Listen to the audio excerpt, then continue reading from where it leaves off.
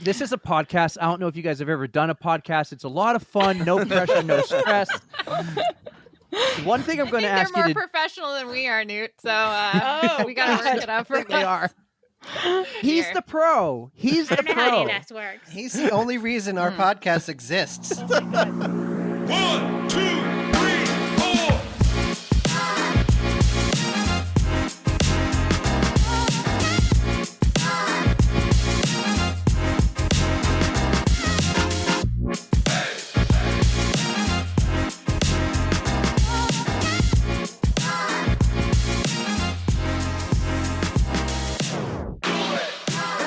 What's up, everybody, and welcome to episode 99. That's right, 99 episodes of the On the Runs podcast. Wow, who would have thought? Erica, what's up? Have you changed your Instagram name yet? I'm getting there. But I cannot believe every time we do like our tros, I just cannot believe how many episodes we've hit.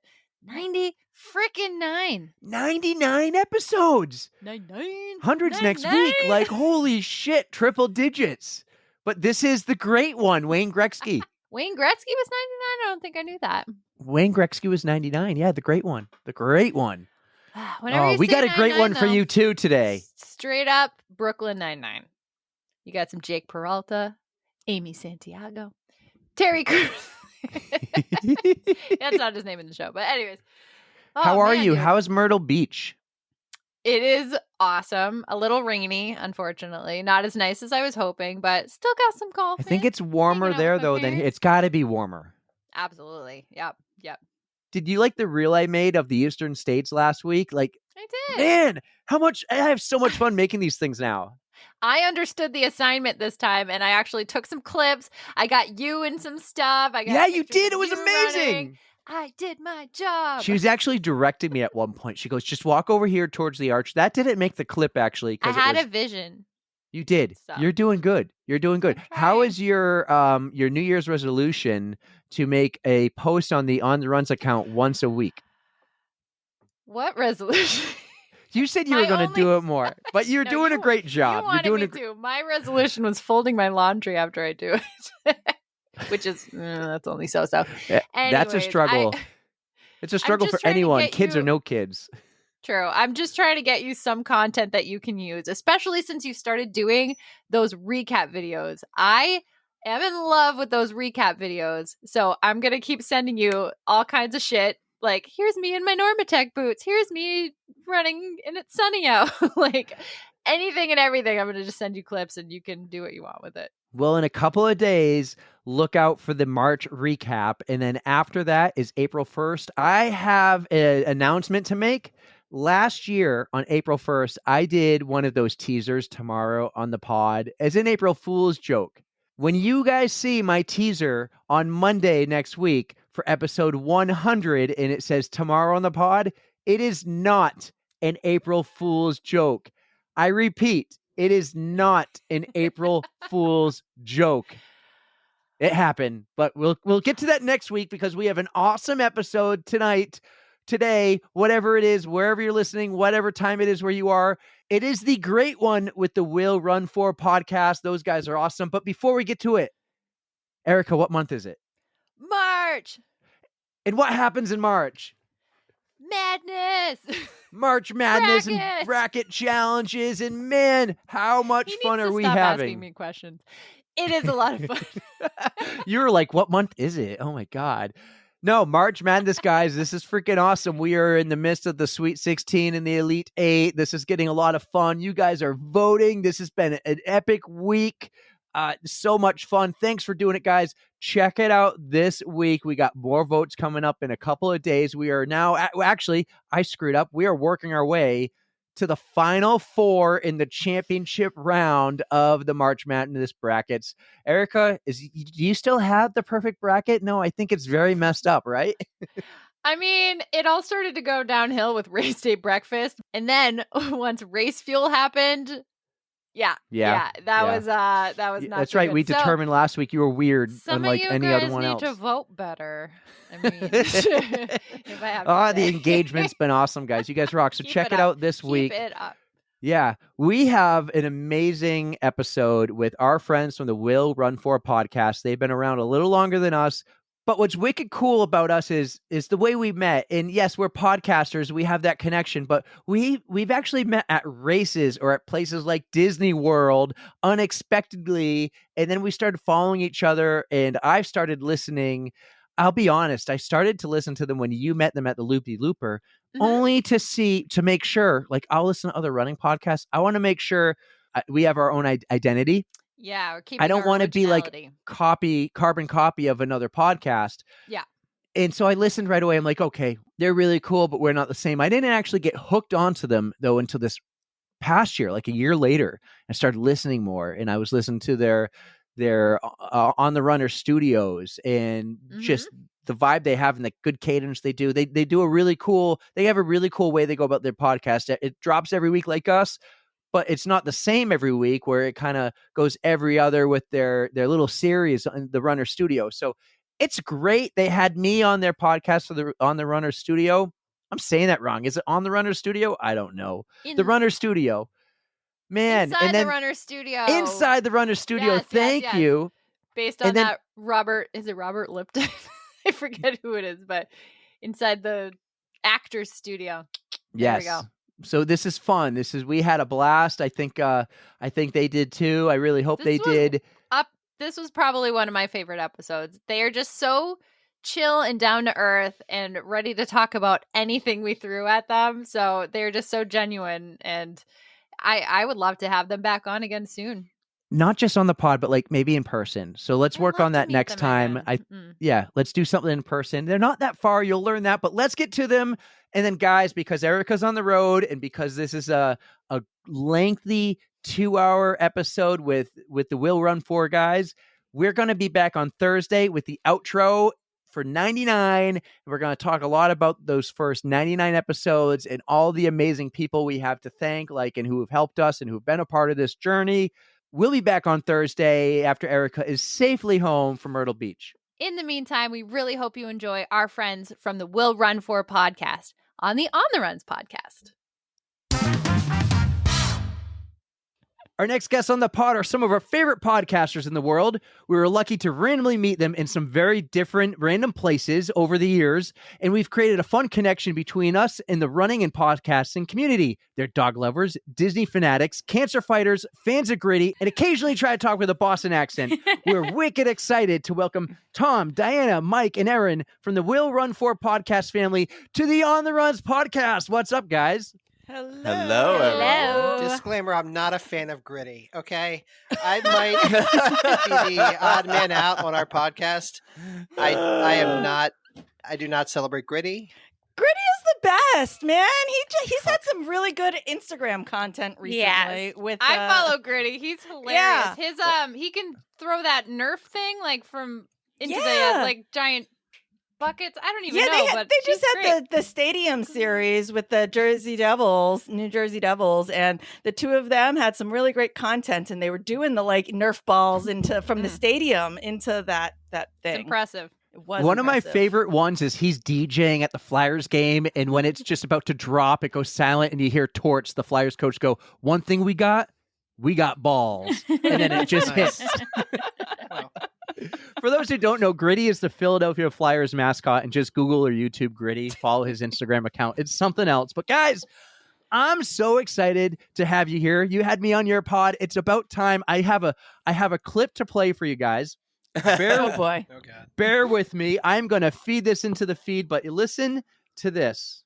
So everybody go back, listen to Eric from On the Runs, and then listen to On the Runs also.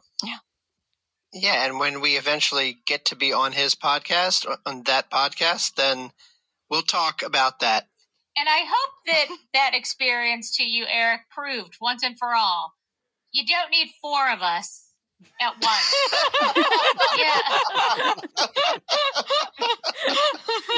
I like that everyone's here. I would like everyone to be included. And now there's 6. We brought you all on. I can't believe 4 people. It's amazing. Now Pretty there's sure 6 this is of gonna us. be chaos. I'm so excited about this. Welcome, guys. Welcome. This is going to be a lot of fun.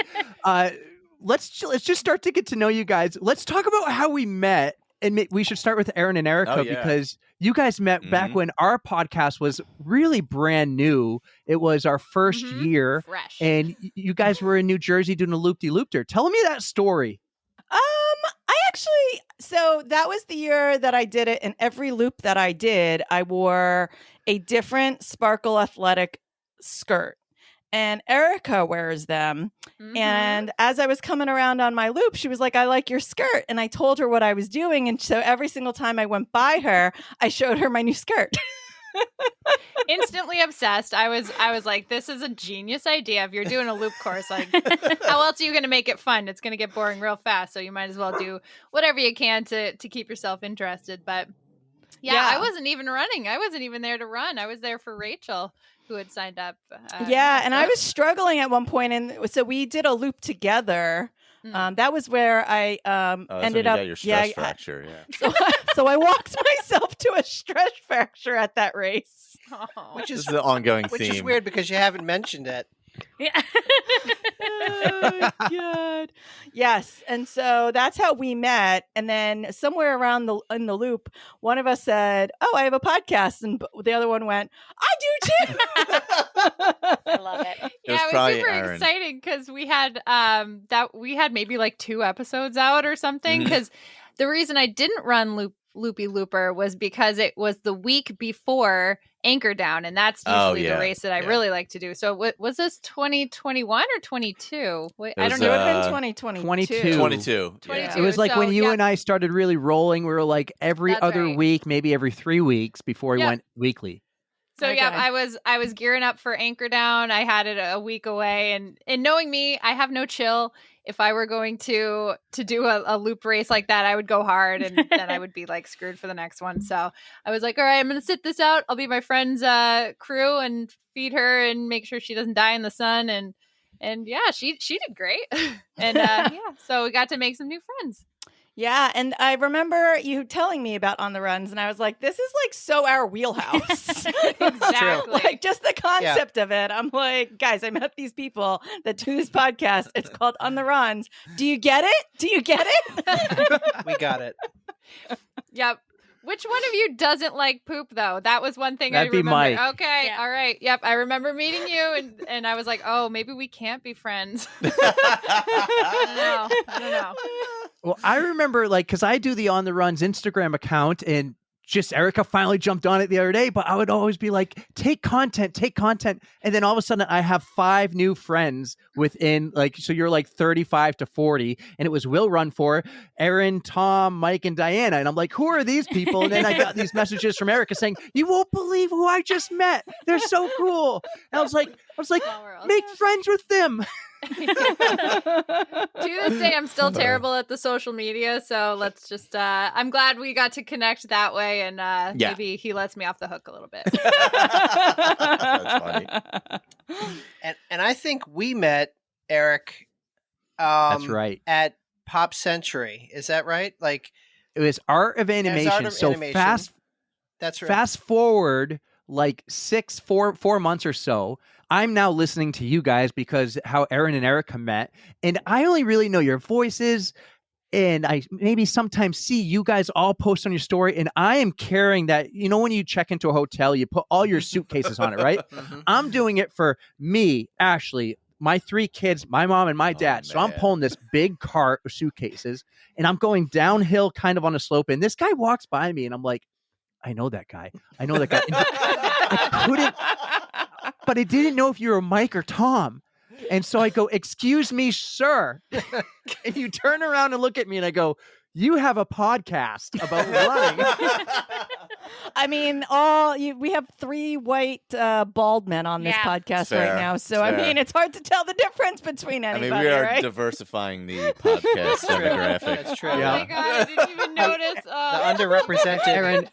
Aaron, you got to take it back. We have beautiful shaved heads. Again with the shaved. Thank you for. Yes. I appreciate that. But no, that was really cool. And I feel like I texted Aaron or our group chat right away and be like, Yeah. we just got recognized at Art of Animation. Oh, he gets so excited. You was like so made his excited. year. Like all I want to do is just like hide away and like not talk to anybody. And he's like, out in the world, shouting her name. Get so excited. I resonate with you, Diana. I really do, because that's me. I'm like, I just want to do my thing, and Eric's like, hey guys, Yeah. here I am. I'm like, And it's not that Erica, I don't here's- like people. I just never know what to say to people. I'm like, It's, thank it's the, you. same here. It's the Like, I have price of no idea fame. what to say. I have no idea. Well, we learned when you had me on that you and Erica are a lot like Diana because I didn't choose her for my zombie apocalypse team. Oh, Right? I was like, Erica's out a lot. That's right. And you two realized how close you were in Mhm. relation and everything, running and Absolutely podcasting not. and the world. Oh, I remember that. That was the whole like, why bother? I'm not gonna make it very far. See you later. No, it would be, I just give up. Like, I don't want to be part of it. I also don't want to be part of, like, the ragtag team that's left after in the aftermath. I don't want any of that. I mean, I kind of agree with that. I've always said that about myself. I don't think that I could hang. Also, I'm legally blind, so as Oh, soon as that's I fair. lose my Yeah. contacts and my glasses, I'm effed. So Yeah, you it's know, a good point, actually. Yeah. I never knew that. yeah.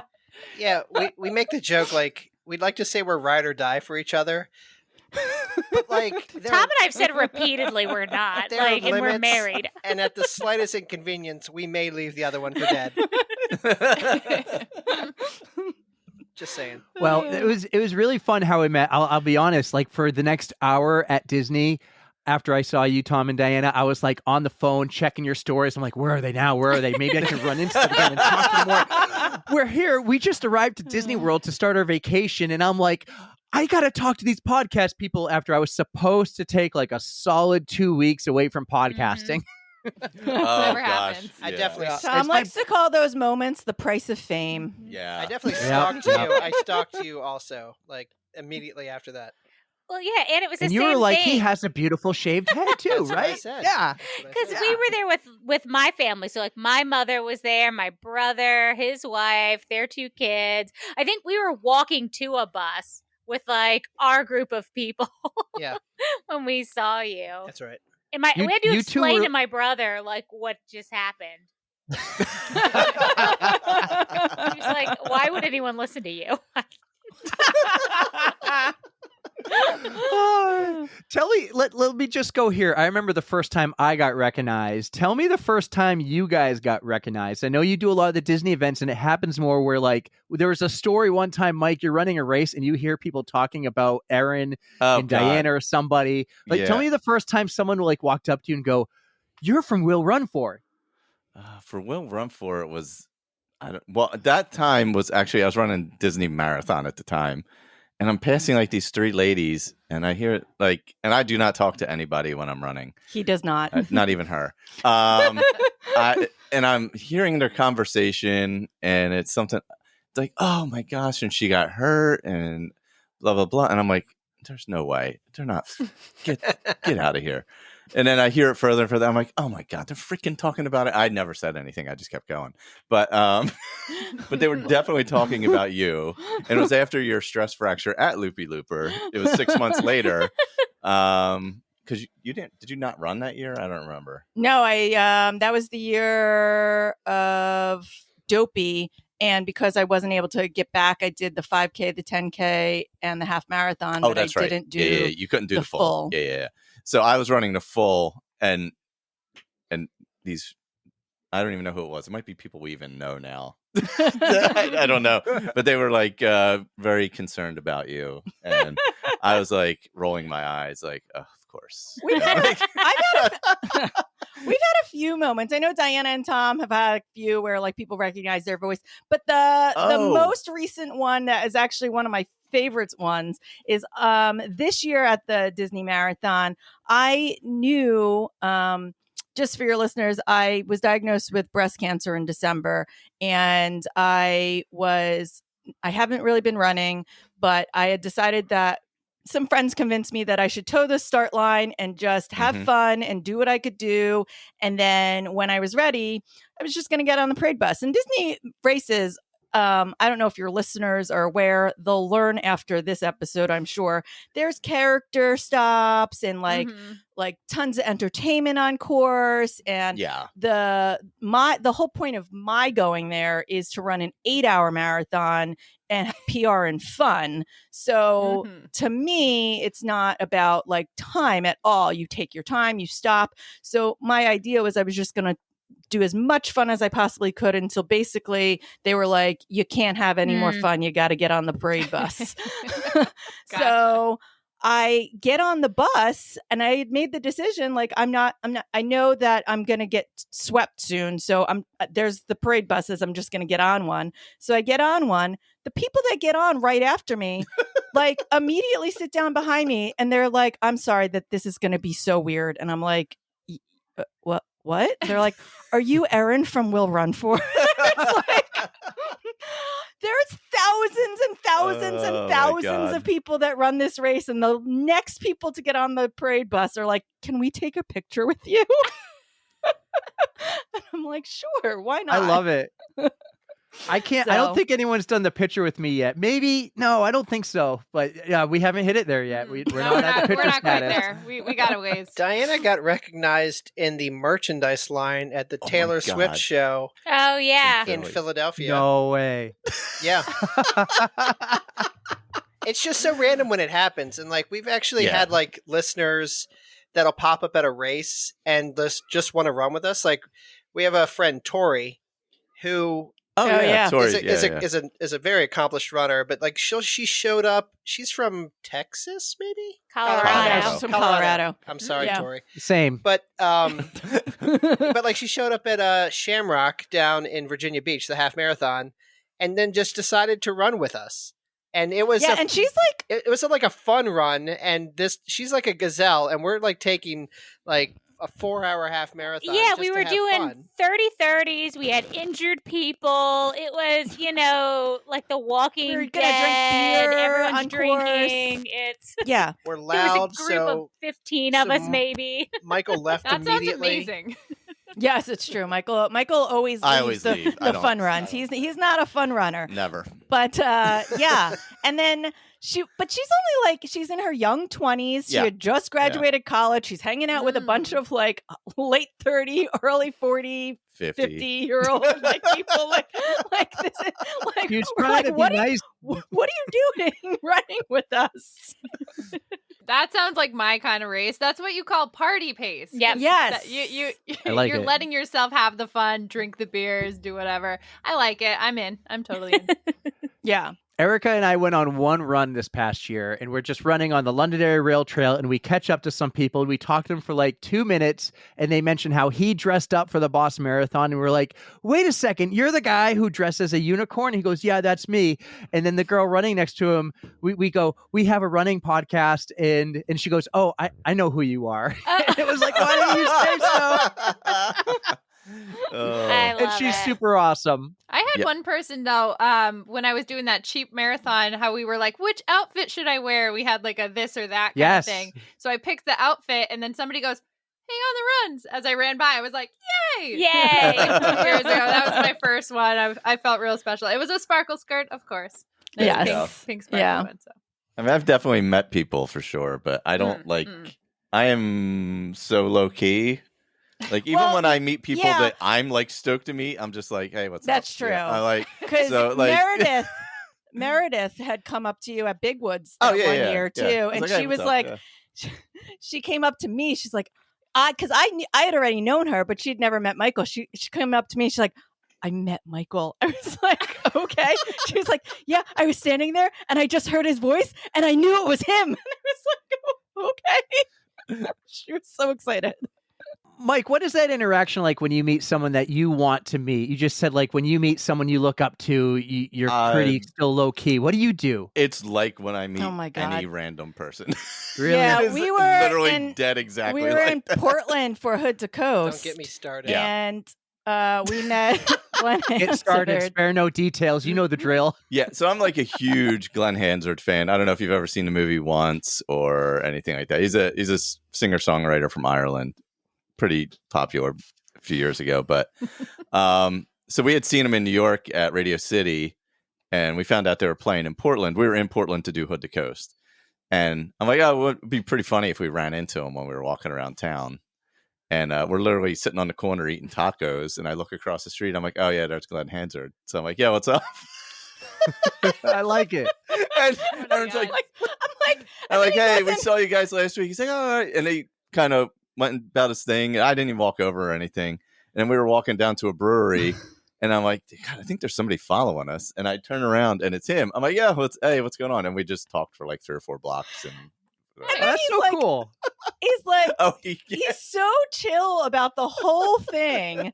And I'm like, do you want to like take a picture? Because even at the, like, while we're eating tacos, I'm like, well, do you want to go? Like, he's in the shop across the way. We could like go like, and you could ask him for a picture or something. He's like, no. I'm like, okay, whatever. And so then when this is happening and he's just like it's a like it's like meeting you or Tom or seeing like a regular friend on the street. He's like, oh yeah. And we're talking. And the guy, he's like, you guys were at the radio. You said you were at the Radio City one. We had a really bad night that night. You know, he was going to put us on the list. Let me put you on the list for the show tonight.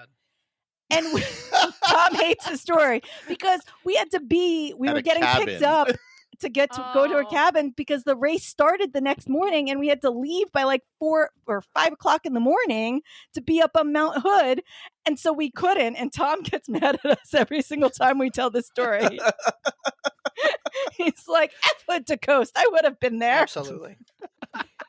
You're better than me, Michael. Well, Tom, why don't you save us then? Tell us how the 4 of you know each other and how you met and how you started the podcast. Because you are the host of the podcast. It's true. I mean, I'm one of 4 exquisite hosts, but the abridged version is we're a podcast born out of like 2 or 3 other podcasts. So there was the Mickey Milers podcast and some folks that were part of that running group decided to form Team Shenanigans, and Team Shenanigans grew huge, and it was a podcast for a couple years, and that's where most of us met, is through a connection from Team Shenanigans.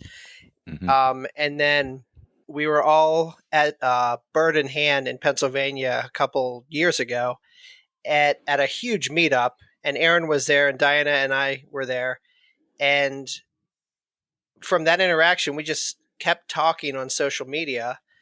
And you know, we had inside jokes, and Aaron in my phone was Aaron, who I do not hate because because Aaron, you do hate in there too.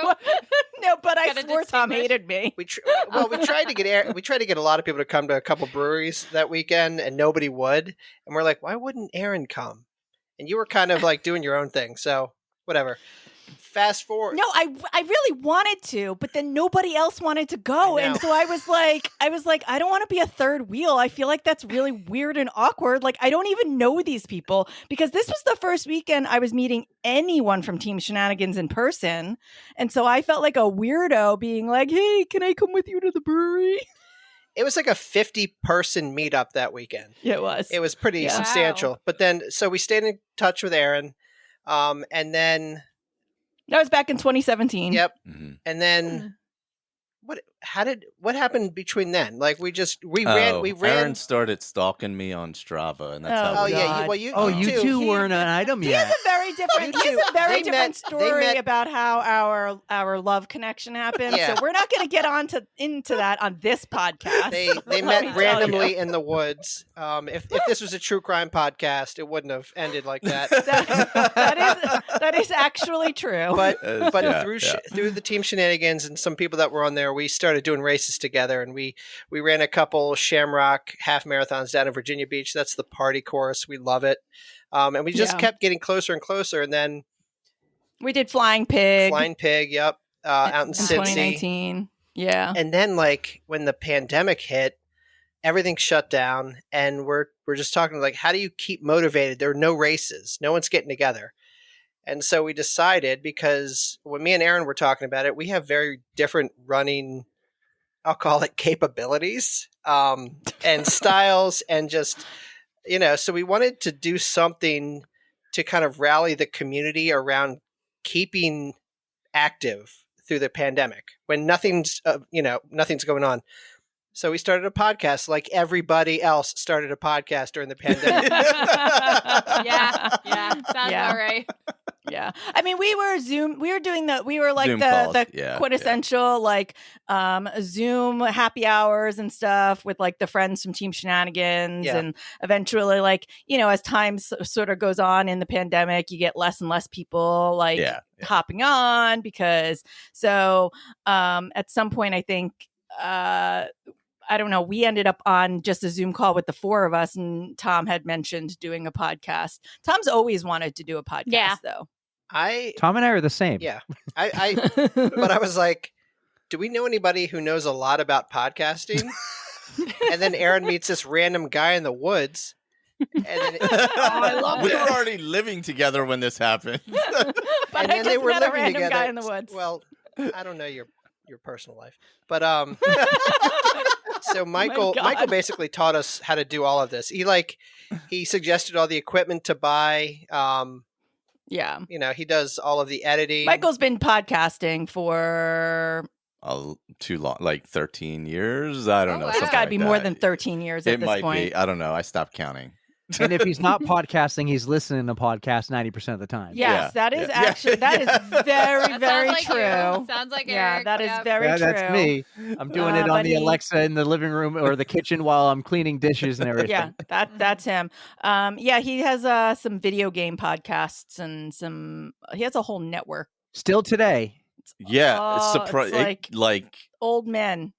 yeah, it's very weird because a lot of people still listen, and it's like 13 years ago that thing came out. You'd be stunned. Yeah, but our podcast is very much focused on the overall community. Runners and run walkers and walkers and wheelchair athletes and hand cyclists. Basically, anybody can be a part of this community. Mm-hmm. There's no exclusion for any reason. Like, we want to celebrate everybody. That's why we do our regular episodes, and then we do the Inside the Runner studio where we get to know someone from the running community. But yeah, it's been pretty awesome so far. It is funny he says that because in our group chat today, I was literally basically saying, I think we should bring back bullying. She does not. That was for a solid reason, though. It was. I was like, that person needed to be bullied out of this. Didn't involve running. No. But that person did need to be bullied. That's true. Street justice. Well, what you just explained, Tom, would you call that your identity then? Or do you have an identity do you have like a quote unquote like mission statement or identity? Or is that pretty much what you just told us? Like for the podcast? Yeah, I would say it's community is the identity. Yeah. 100%. More than anything. Because we kind of do a little bit of everything.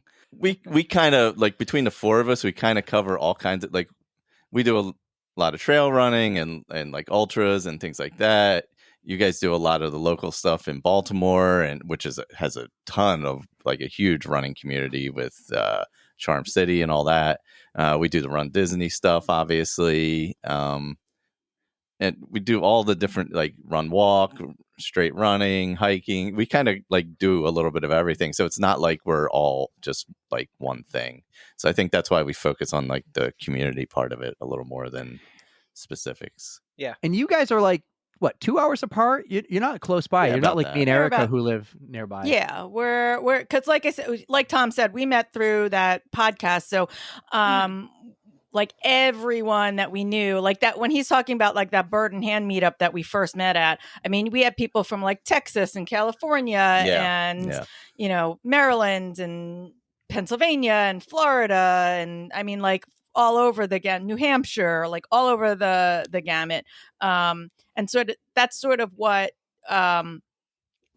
like when we went to Flying Pig, that was like a meetup that was like made to be for that. So like we had like, 30, 40 people there, but from all over the country. And that's sort of like the runDisney community is what that sort of is, because everyone's from everywhere.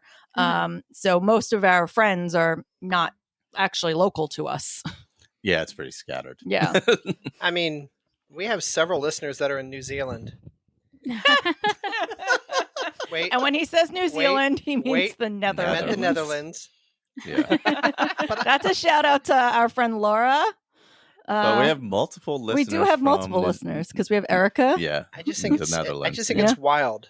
It's wild Yeah. that the reach this thing could, can The have. reach is huge. Yeah, super fun. Yeah. So you guys are saying you guys are in like the Virginia area and the Baltimore area. You have all sorts of races that you guys do. Give me some recommendations. I'm trying to eventually do all the states, and I have yet to go into that part of the country. So give me some recommendations. What are your favorite races that you guys like to do? I mostly like to do the marathons and maybe like ultras. So if you have those suggestions, I'd like those, but I'll take anything. Give her a 5K. 5K. I'll do a 5K and then like the marathon the next day or something. I'll do the shakeout 5K. Yeah, Shamrock Marathon is definitely a party. That's like a huge party. Like if you want to have fun after the race. Like we all did it a few times. Yeah, I mean, Tom and Diana have done that at least 4 or 5 times, and I've done it 4 or 5 times. I don't know that we've done it 4 or 5 times together, but combined, we've done it a lot. Yeah. Trying to think around here. I mean, if you're coming to do you want a real challenge? Oh. Yes. Oh, yeah, Want I a like real challenge. challenge? Yeah. Rocking the knob. Oh God. Oh, you guys talk about that a lot. Tell me about that. Rocking the the knob. knob. It's a burly It's a East blue- Coast trail race. It's yeah. a Blue Blue Knob Knob State Park. State Park, and it is gnarly. So how It's- hurt am I Yeah, gonna the be? director Like, is this like sadistic. Sadistic. He's He prides himself on being sadistic too. yeah.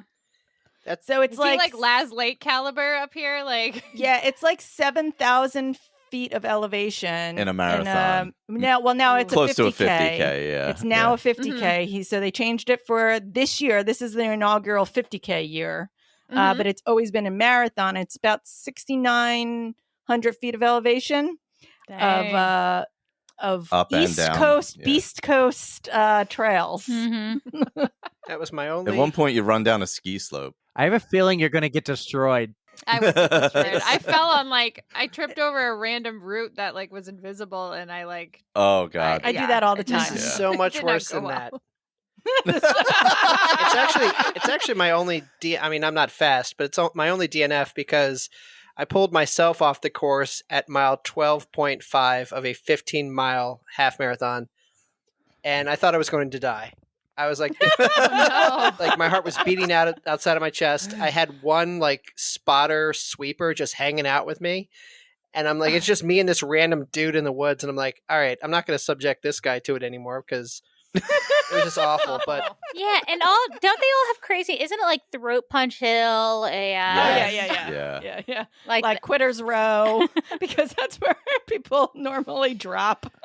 There are multiple 40+% grade climbs at Oh. the end of the race. And it's like the type of race where there is a perfectly good trail right in front of you, but instead of going down that perfectly good trail, he just goes up instead of the switchback that's right there. He just decides we don't want to take that, and we're just going to go straight up through the woods for absolutely no reason.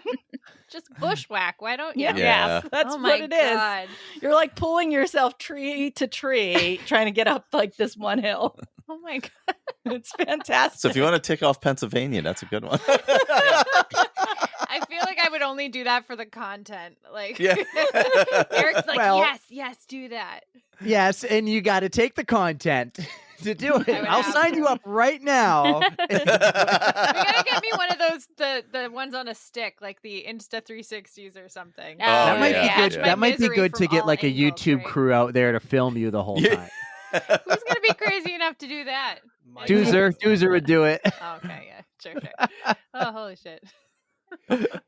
Guys, back to podcasting real quick. I want to know, because I've really enjoyed our journey and following your journey, and you as you continue to go and grow, you see improvements and you learn tricks of the trade. Like just before we hit record, Mike was like, did you try this yet?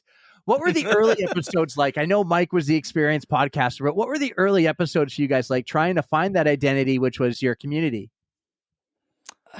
Well, we started off, I think we had come up with the idea of doing the first 5 we had kind of mapped out as intros. So we did individual intros and then overall intros. So I think that helped us. Like, we didn't have to think of content right away. We kind of just extended our introduction for whatever 2 months or whatever it would have been at that time. So I think that really helped with the learning curve of like, hosting and what it was going to be and the vibe and all that. So I think also we had decided early on that we did not want to do every single week. Yeah. Because it was too much. So the Inside the Runner Studios, what we do is we do like 4 to 5 episodes all in one chunk. So that way we're only really recording every other week plus one big long session to do the Inside the Runner Studios, and we kind of bank them. So we actually even had almost 4 years into this, we haven't even hit episode 100 yet. The main episodes. Of the main episodes. But I think that we've never gone back and listened, or I haven't. I've often thought about it, but we also tried to do segments. We had like different we played around with stuff. We played around with like, would you rathers, or like we have a trivia that Diana does every so often. And we bring them back every so often because listeners still even ask about them sometimes. But we were afraid at that point we also weren't going to have content. Yeah. There's also no races. That's true. That's true. But now we were also like, we don't want episodes that are going to be more than 45 minutes to an hour. And now if we have an episode that's less than an hour and a half, it's weird. Yeah. That was us. Yep. Yeah. We went long form really, really quickly. I don't know what happens. Also, I know, we also put in, like, we have things that we haven't stopped doing. So we always talk about what we're running for. And then we always end with some type of recommendation so that we have the opportunity to talk about whatever trash we're watching or things like that. Sometimes we've even let half the show be taken over by some insane Netflix movie we've just all watched and have to talk about it. So we had the something good where like all 4 of us used it as our something good just so that we could talk about how ridiculous, how insane it was. So sometimes it's less running and more this is what's going on in what we're doing. The concept of will run for. So it's like Tom will at some point say, so what are we running for, guys? And then he'll usually say, I'll go first. But yes, that's the concept of kind of our show. And the title of our show, Will Run For, is what we run for. We run for friends. We run for beer. We run for fun. We run for Disney. We run for cheese pizza. No yes. cheese pizza. when we have someone on our when we have somebody on the episode title card for the Inside the Runner Studio, at the bottom it says "We'll run for," and it's what you guys run for. So like, some people run for their health or their kids or no cheese pizza. So every week we sort of play off of that. Like, what are we running for? Well, this week I'm running because I haven't been running and I should start. Yeah.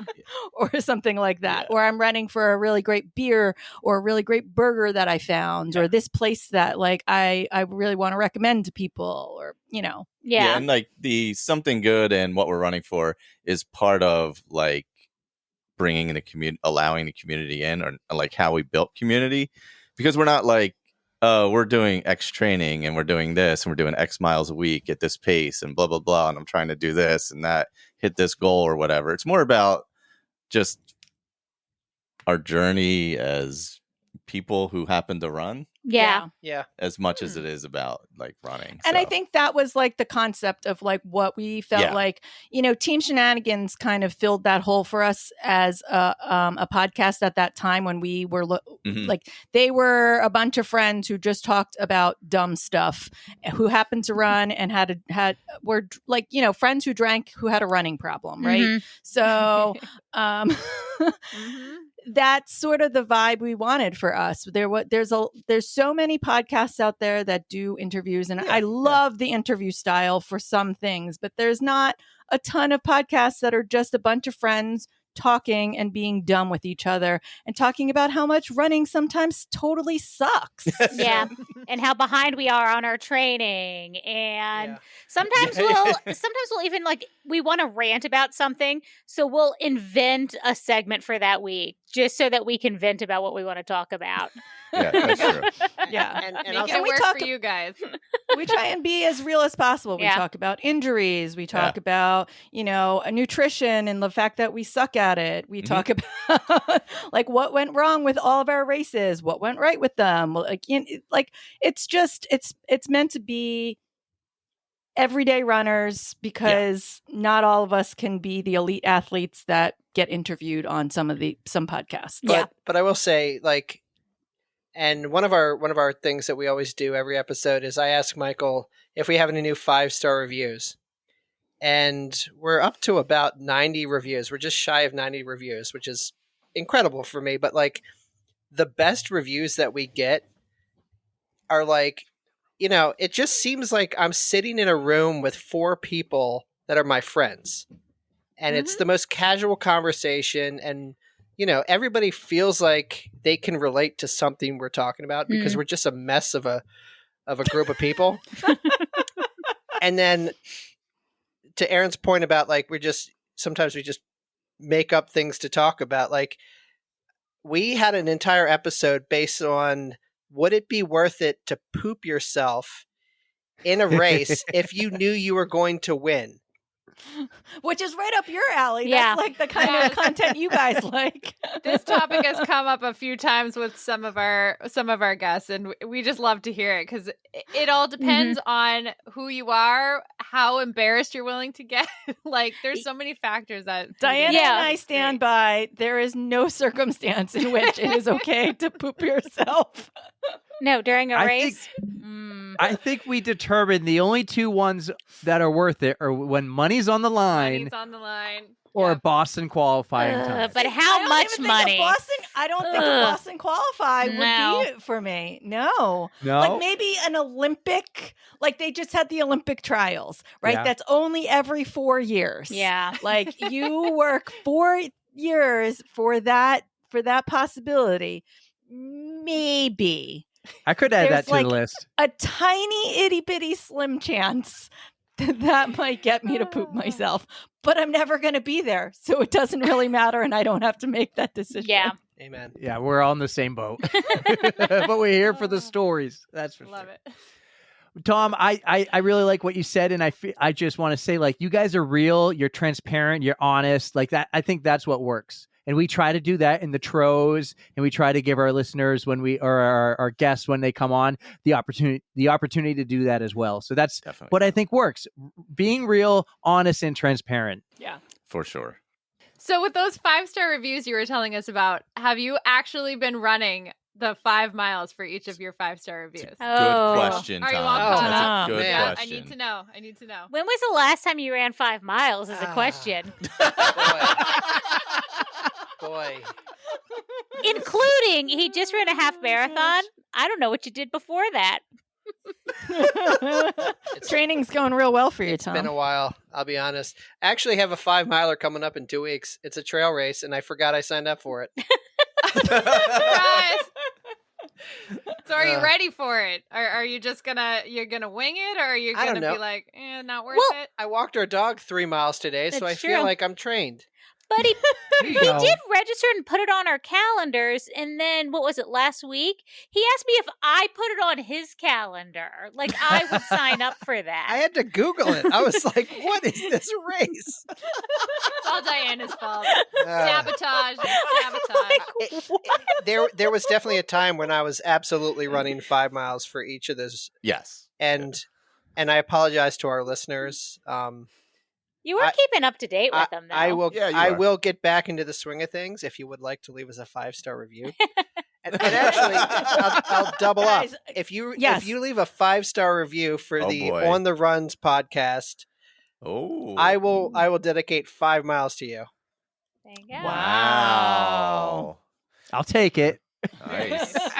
You'll have to tell me if the 5-star review goes on there because I don't know how to find it sometimes. Mike will tell me how to find it later, I think.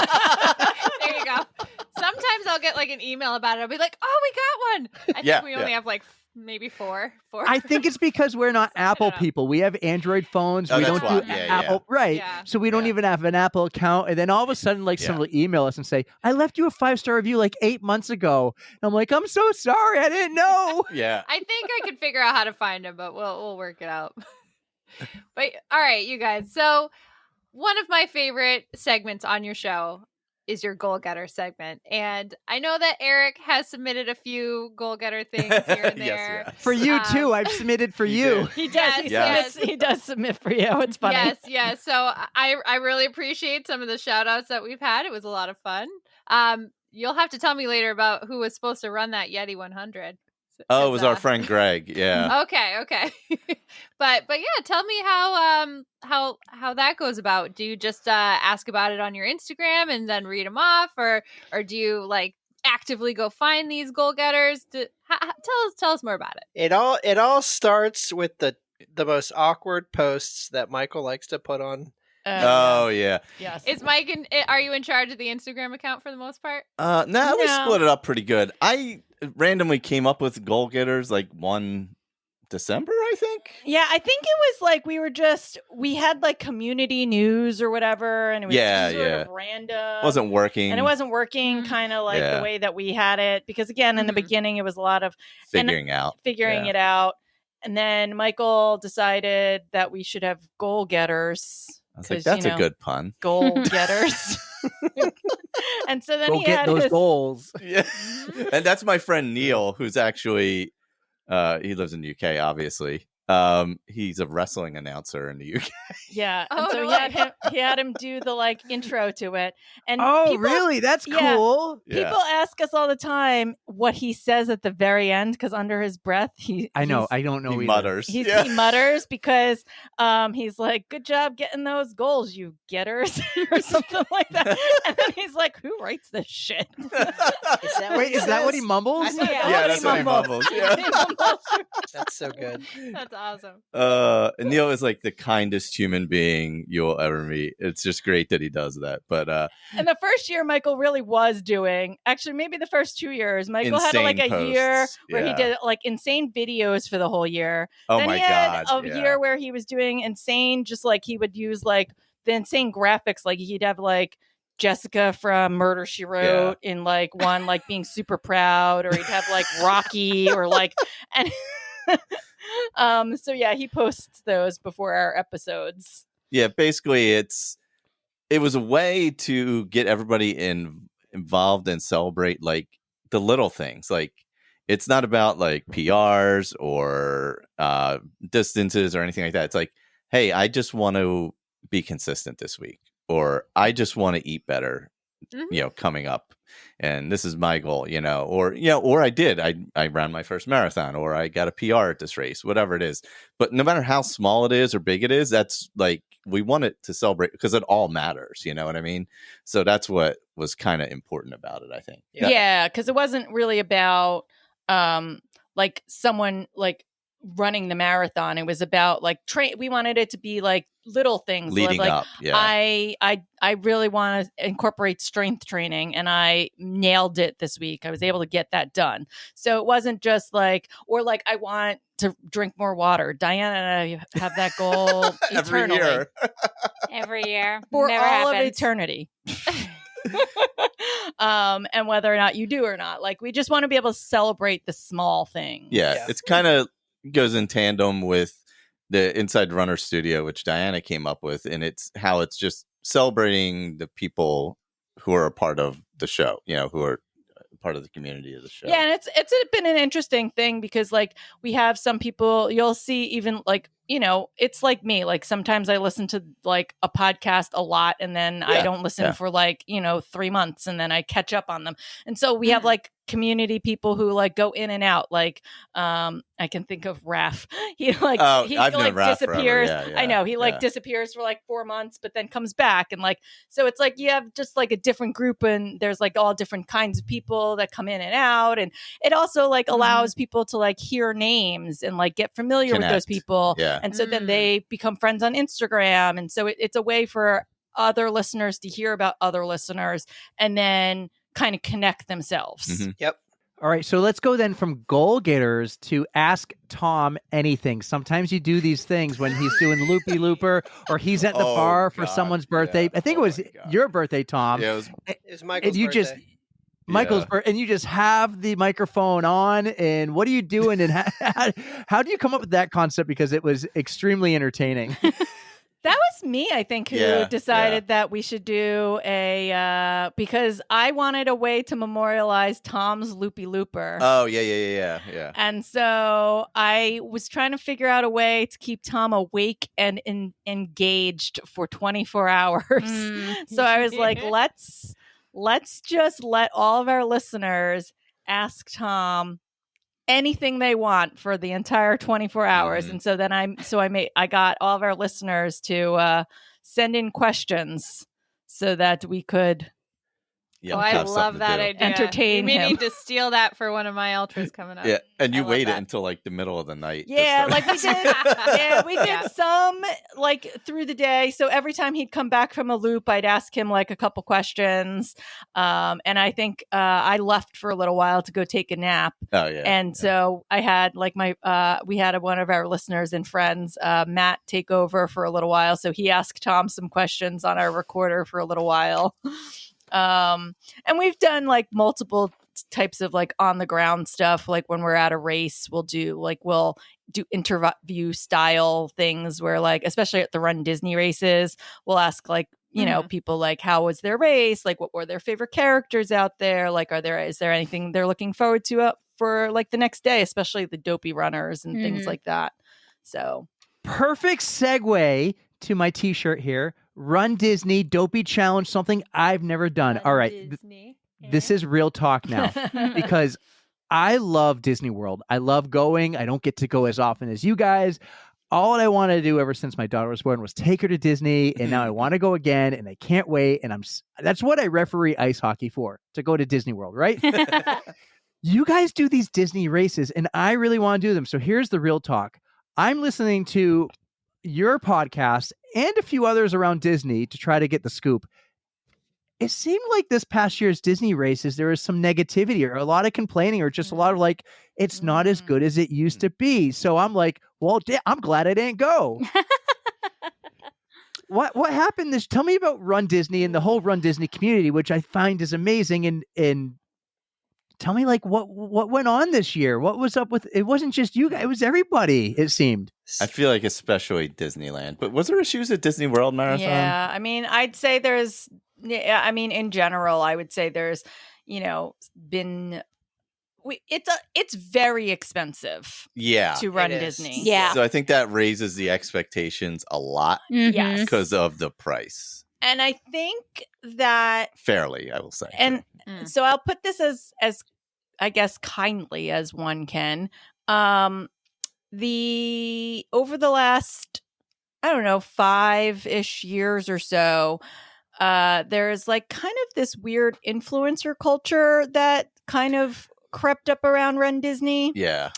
And so there's like a lot of people who like want the perfect picture or want the running etiquette has sort of gone out Fallen the window by the wayside, at yeah. runDisney. And it was And I never think- great. Wasn't great, yeah. But it's fair. gotten significantly worse. Yeah. I would say Disney is a great place, and I would have said Disney is a great place for first timers. And so that's part of the reason why I would say Disney has never been great with running etiquette, because people don't necessarily understand running etiquette. It's usually a lot of people's first half marathons. Yeah. Like that is a very popular place to have someone's first half marathon. For sure. So running etiquette as far as like making sure you're not like running multiple people across or just like the raising your hand if you're a run walker, like things like that people aren't necessarily aware of. So like those things have always been an issue, but I think more and more so, the whole like everyone wants the exact perfect picture. So people will just like stop when they see a photographer. Like they will just like come to a dead full stop from running to like stand in the front of a photographer and put to their actually arms up. pose. Yes. Yeah.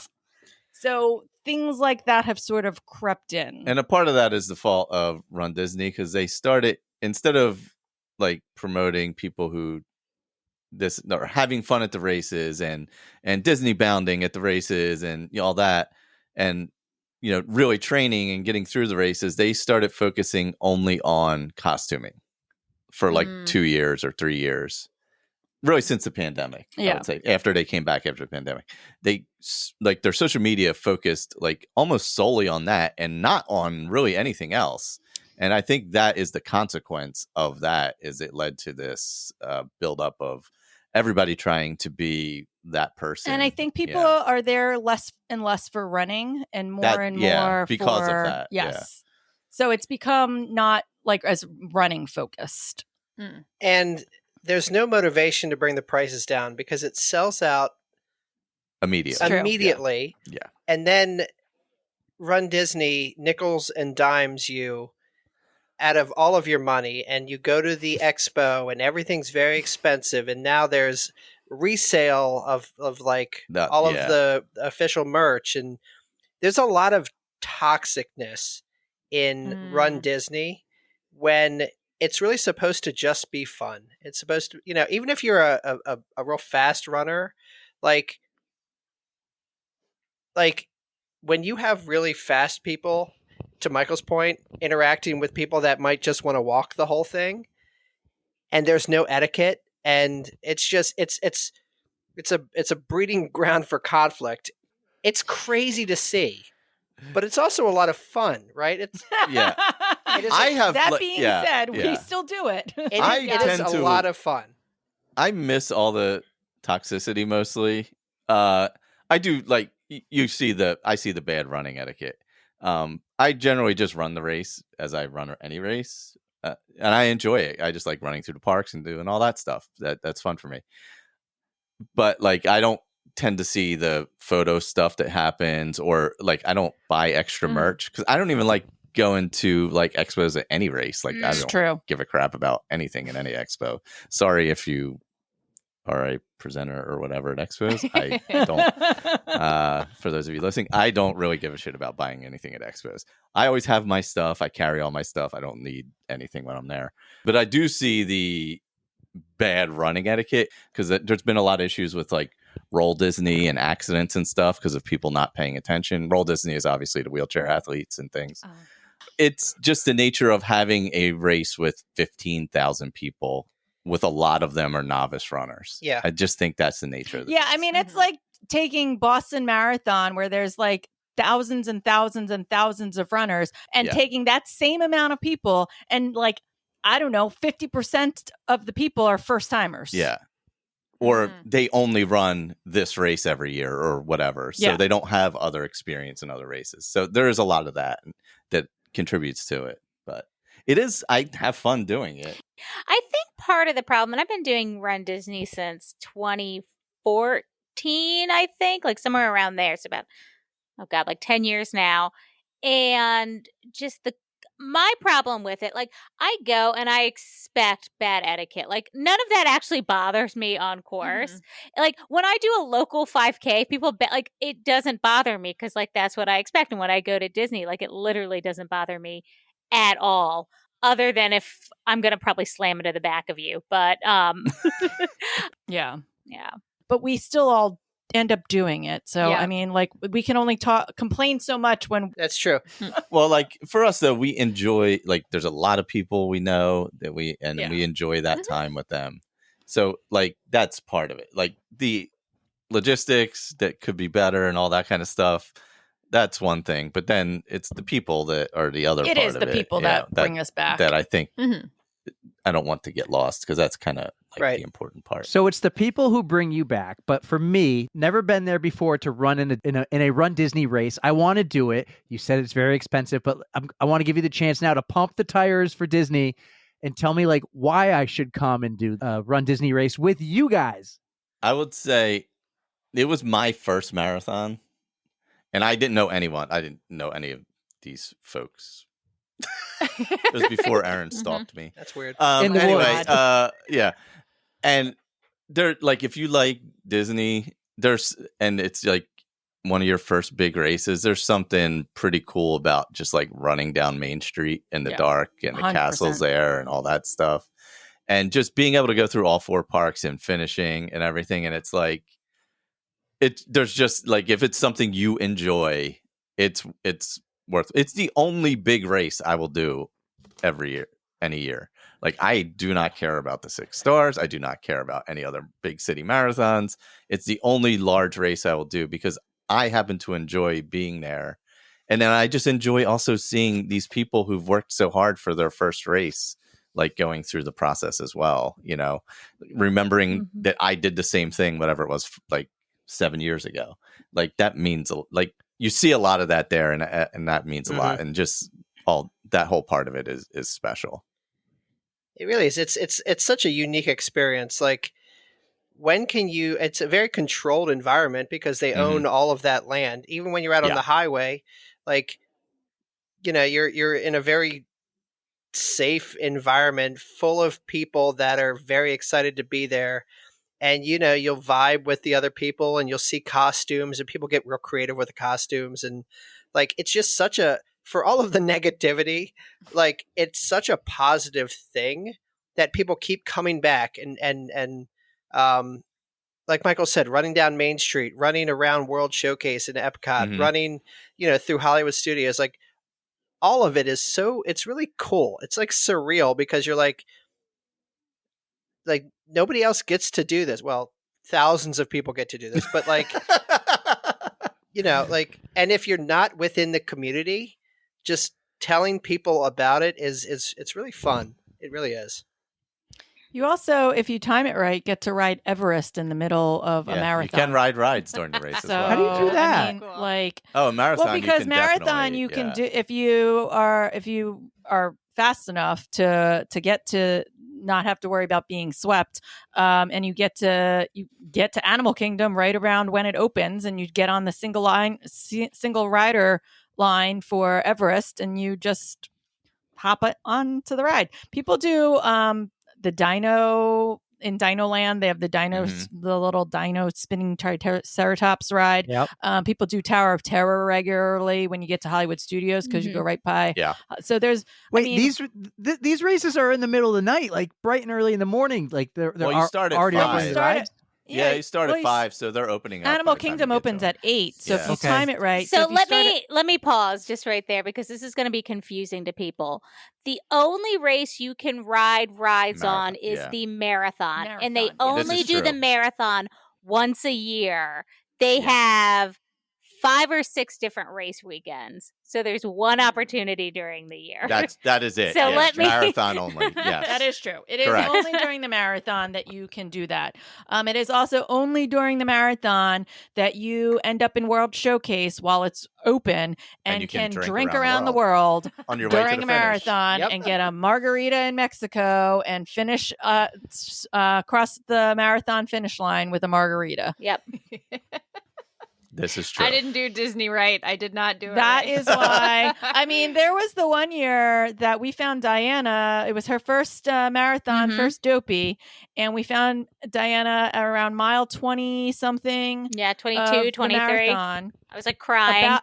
As we were about to enter Hollywood Studios, and she was like not having a very good time. And our friend Brittany and I were like, Diana, we're just about to enter Hollywood Studios. There's beer right around the corner. And all of a sudden, Diana was like, awesome. And so we proceeded to get her drunk for the rest of the marathon. Yep. We stopped multiple places. Yes. Yep. We got our beer as soon as we got into Epcot. We went and got margaritas. It was fantastic. She crossed that finish line drunk. Yep. You're all dehydrated. You know, it's a recipe. We need to talk about your running alcohol tolerances because you mentioned that earlier, Tom, and I want to get back into that because this is really bad. Not only that, but it wasn't just last month or this past year, Mike. You were like, Mike, it's just one drink.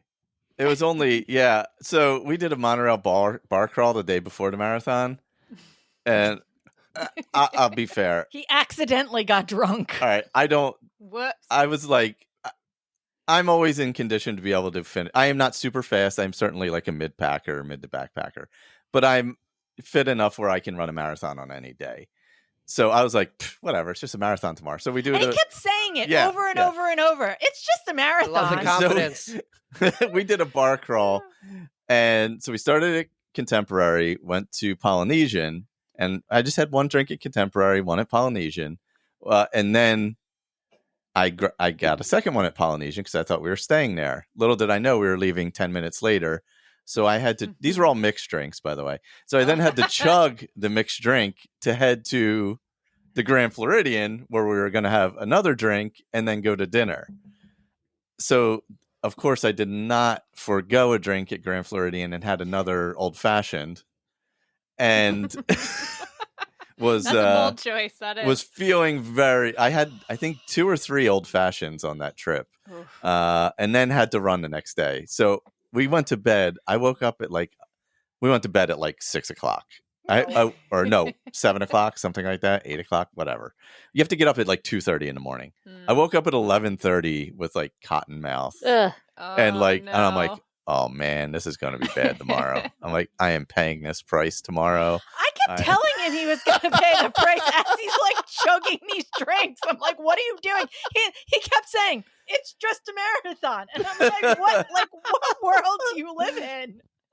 I thankfully I brought my vest with me. So I had a full bladder, 2-liter bladder with, hydration in it with electrolytes and everything. You probably just should have stuck with alcohol. I should have just had old fashions in it. And then I was like, I am just going to go steady and just keep moving. And that is it. That is what I'm going to do. And I felt terrible for a long time. And anytime I tried to pick up the pace at all, I thought I was going to throw up. Oh, yeah. So I was running with someone who listens to the show, a friend of ours. She's a runDisney athlete, and it's starting to rain. So I ran with her for a while because she didn't have brakes. And I was like, oh, I'll sprint ahead to make sure the way's clear for you. I ran I don't know, a block or whatever. And I'm like, oh my God, I am going to puke. I cannot pick up the pace like that again. I was like, I got to slow back down. Yeah. I had to stop for Tums at least twice. Oh my at the God. at the first aid stations. I stopped. I was like, look, I need whatever you got. I was like, this is, this is my own fault. I did this to myself. I'm like, I got to pay this price and finish this. Yeah. It's what it is. But I got to the end and I felt good. By mile 22 after I guess everything worked out. Oh man. I stopped at my first porta pot break a mile in. Yeah. I didn't even make it a mile, I don't think, actually. It was running I don't usually drink during races. They do. But man, I messed up drinking before the race. Yeah. Aaron's big on the fireball during races. I can't do that. I am. Well, whenever I do my first runDisney race, it's going to be with you guys. That's the way to do it. That's the way to do it. Yeah, and don't do it with Michael though. No, mine's not as fun. No, Michael's not fun. Make sure we're involved. The runDisney, I mean, it starts early, so you're running through the parks before they open. You're backstage, so you're in areas you don't get to see every day, which is really cool. And we've kind of half mentioned it for people who don't know, but they're character stops. They're usually themed for whatever race it is. A lot of times there's unique characters that haven't been out since, the 70s or, random. That's cool. Disney afternoon 90s characters that you'll never see out. Springtime Surprise last year, everyone was screaming because they had Four Town, which is the band from Turning Red, the boy band, was out. So you would never see them just in the park any other time. So you get these kind of Diana unique experiences. audibly screamed and screeched like a little girl. We're coming around the corner back into Epcot, and you hear the Four Town music going, but then we realized that it was actual people singing it. They were singing. Comes around the corner, and it was like Taylor Swift was there. Yeah, she audibly starts screeching. Oh, Oh my God, Four Town! They were so cute. And Oh my God. they have multiple DJs and they're kind of everywhere. So you don't need to wear headphones. They've got crowd entertainment everywhere. They'll have live bands places. If you go into France and World Showcase, sometimes they'll have like a lounge singer singing like La Vie en Rose or like swing dancers or that was really fun the year they had all that. TV, like huge TV screens, like where they're showing cartoons and things like that when you're running along the highway. So like that's what I think keeps us running and keeps us going back is kind of these unique experiences. And, you know, that's why I think like the etiquette and stuff doesn't bother me because I'm just as distracted as everyone else while I'm out there. So it's hard for me to hold people accountable. That's good to know, though, because for me, I look at the maps when they come out and I'm like, it looks like you're running a lot on just this one road. Yeah. And then you get a little bit in the park. But from the way you make it sound, they make that road entertaining. Yeah. I mean, the roads are there, like, you know, when they have the road ramps, when you come back down like one of like the cloverleaf type road ramps at the bottom, they'll have like a character kind of waiting for you and you can get on a character line, or they'll, like she said, they have like bands out there sometimes. They have high school bands that are out there too, not just like actual like singing bands, but like they'll have like a high school band out there. So there is definitely a great amount of entertainment that they do. And they'll like bring out like during marathon, when you're over by like that poop plant, they have like the Nautilus out there. Like they bring out like big old school, like things like that they have just like hanging out backstage. They'll bring it out. And so, but it's a character stop, quote unquote, but like people like will stop and take selfies with them. They have like the old ride carts and stuff like that they don't use anymore. Mr. Toad's Wild Ride vehicles. And they'll put those out there so that you can take pictures in them and things like that. They have like the Mickey golf cart over by one of the golf courses and things like that. So there's like other photo ops that aren't necessarily characters, because sometimes the character lines can get a little long. So people don't necessarily want to stop for all of them. So you can kind of pick and choose, but then there's other opportunities to see other things. It's also the opportunity, if it's really warm, to take shirtless photos with all the princesses. Oh my God. Which is what Michael uncomfortable. The one year it was like 87 90 degrees to out. 90 degrees Wow. the one in January. It was so And hot. so we were running it, and we stopped a lot, but like we still ran it pretty good, but it was so hot. And I felt so bad for the princess. Every photo, like I think you were just in a sports bra and I was shirtless. And we're with like Belle. We're with like, you know, Mary Poppins. Like Not dressed for the occasion. No, we were not. Yeah. No. You're like, Gaston has nothing on me. Yeah. I was like, you know, with the little running shorts and no shirt. Yeah. And Diana, when she saw the pictures, she's like, why are you guys naked with the princess? It's not like they look uncomfortable. I'm uncomfortable looking at them. The whole thing.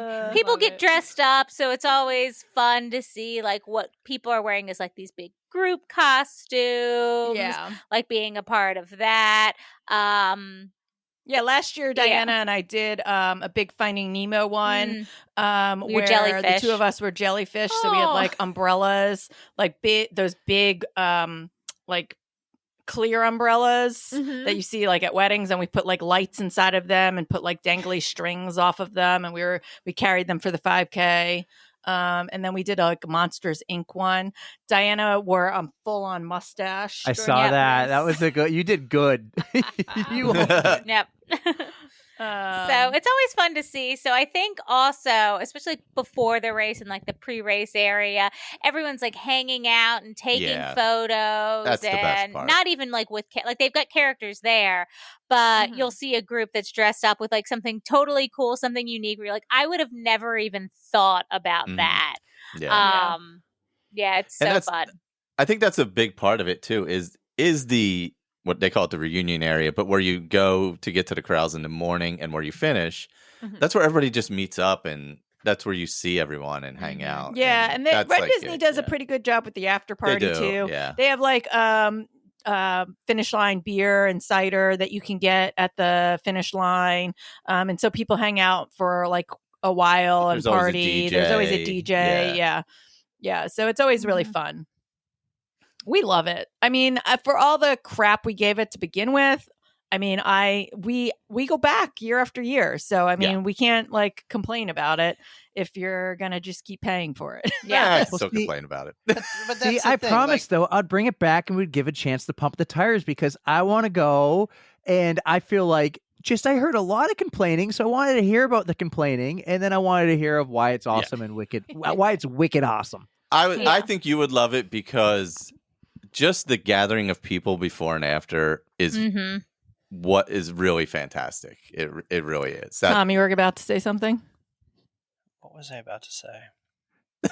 You were going to make a comment when I said wicked awesome. You're like, there he goes with the wicked. I mean, I do wish Michael would use that accent more, but I mean, I feel like the learning curve on runDisney is pretty quick too, right? Like, there is no shortage of unsolicited opinions on what you should and shouldn't do during that entire, like during a race weekend, and you learn pretty quickly from mistakes, right? So I think it's kind of like we can complain about this thing because we put a lot into it, right? Like, especially Dopey. Dopey is its own beast. Like, you have to manage that 4 or 5 days, like with the end goal in mind. And, you got to pace yourself. You can't be Michael. You can't be drinking old fashions right before the full. But like from the 5K, you have to have a strategy. So Tom, tell us what the Dopey challenge is, because I don't know that we've actually said that yet. Yeah. So the Dopey challenge only happens on marathon weekend. And it is a 5K, a 10K, a half marathon, and a full marathon run in 4 consecutive days. So it's 48.6 miles. Each morning is about a 2 to 3 a.m. wake up call. Mm-hmm. And it's a grind, and you're not even halfway done the whole week's mileage until you're halfway through the half marathon, right? So, and then on top of that, if you go into the parks, right, you're on your feet, right? And it's just it's a crazy challenge because it's very much mental. You never know how to prepare for the weather, because the 5K weather could be sunny and the half marathon could be freezing and rainy, and like you just don't know what to expect. And it's definitely one of the biggest accomplishments that I've ever done as far as running goes. But like, man, like it's a whole experience, and you have to commit to Dopey, like, I don't know, 9 months in advance when you register. And then you just have to train, and you have to like focus and be, because you could really hurt yourself if you try something like that. And you're not prepared. It's the wake ups that are, it's rough. It's like 2:30 in the morning wake ups, switching around your schedule. It's rough. I did it once. I don't care, like the distances or whatever. The morning, it's hard because you got to get up at 2:30 4 straight days. It's really hard. Yeah. That's hard. That's a really hard thing to do. It's like you're like, this is miserable. Why am I awake at 2:30 in the morning? This is crazy. Until you get out on a course, and then you're having fun. Well, and that was my first full marathon. I mean, I've only done one marathon, but it was part of Dopey. And I remember like coming around World Showcase, and I saw Aaron was our margarita stand. And I'm just sobbing. Like I have these big sunglasses on, but I'm like sobbing because I'm about to complete Dopey, but also my first full marathon. And she's got margaritas. Like, and everything hurts, whatever. Like it was pretty surreal because you put so many miles into preparing for this one singular event, right? I don't know. It's really hard to describe. So Tom, instead of just doing your first ever marathon, you decided to do it with running a half a marathon the day You went before, big. a Yeah. 10K the You day made it before that, count. and a 5K. You went Dopey challenge, not just marathon. Diana did that also. Yeah, they did it. both did. Yeah. Yeah. You're If our you're kind gonna of go people. big, go big. Yeah. Yeah. I always say that if you're running Dopey, you may as well just run an ultra. I was every going to episode. say, and Michael Yeah. preaches the Dopey to Ultra pipeline. That I'm is not on my board with thing. that. Because honestly, if you're doing that, There's you could also the easily do an goofy ultra. challenge, Yeah. which is the half marathon and the full. full Yeah. without the 5K and 10K, which is generally what I do because I don't like the 4 wake ups. I can handle 2, but 4 Oh, is that's a just good too much for point. me. So I Mhm. will do those 2. So Michael definitely will preach the goofy or dopey Yes, either pipeline. or. Either or. Yes. Yeah. If Yeah. you're doing a half marathon and a marathon consecutively, Just do then it. you could do Yeah. an ultra. I Like, had to take a go couple down weeks for off. the whole shebang. I Yeah. wanted to have the armful of medals at the end. Yeah, the and whole just showing thing. The them picture. off, and Yep. I'm like, I'm flying thousands of miles from home in Yep. the Yeah. winter. I'm doing I it think big, so. I think when this happens for me, it will be Dopey. It can't be anything else. And I'll have to just take 2 weeks off of work because there's no way I'm going to Disney and running these races without my family and the kids being like, why aren't you taking us? So Yeah, my game yeah. plan is this. Dad's going to go down with Erica, going to run the races, going to get a lot of content. We're not going to get in the way of people. We're going to have good runner etiquette that I've learned. But we're Yeah. going to get good content. We're going to meet you guys. We're going to be all podcasts the whole time and meeting the runners in the community. And then I'm taking a week Disney family. That's That's it. how Yeah. that's how I That's got the to way do it. Yep. So Yeah. maybe 2026. Yeah, and this is always the mistake, I think, when people are new to run Disney, because I made this mistake, and I think everyone I know has made this mistake.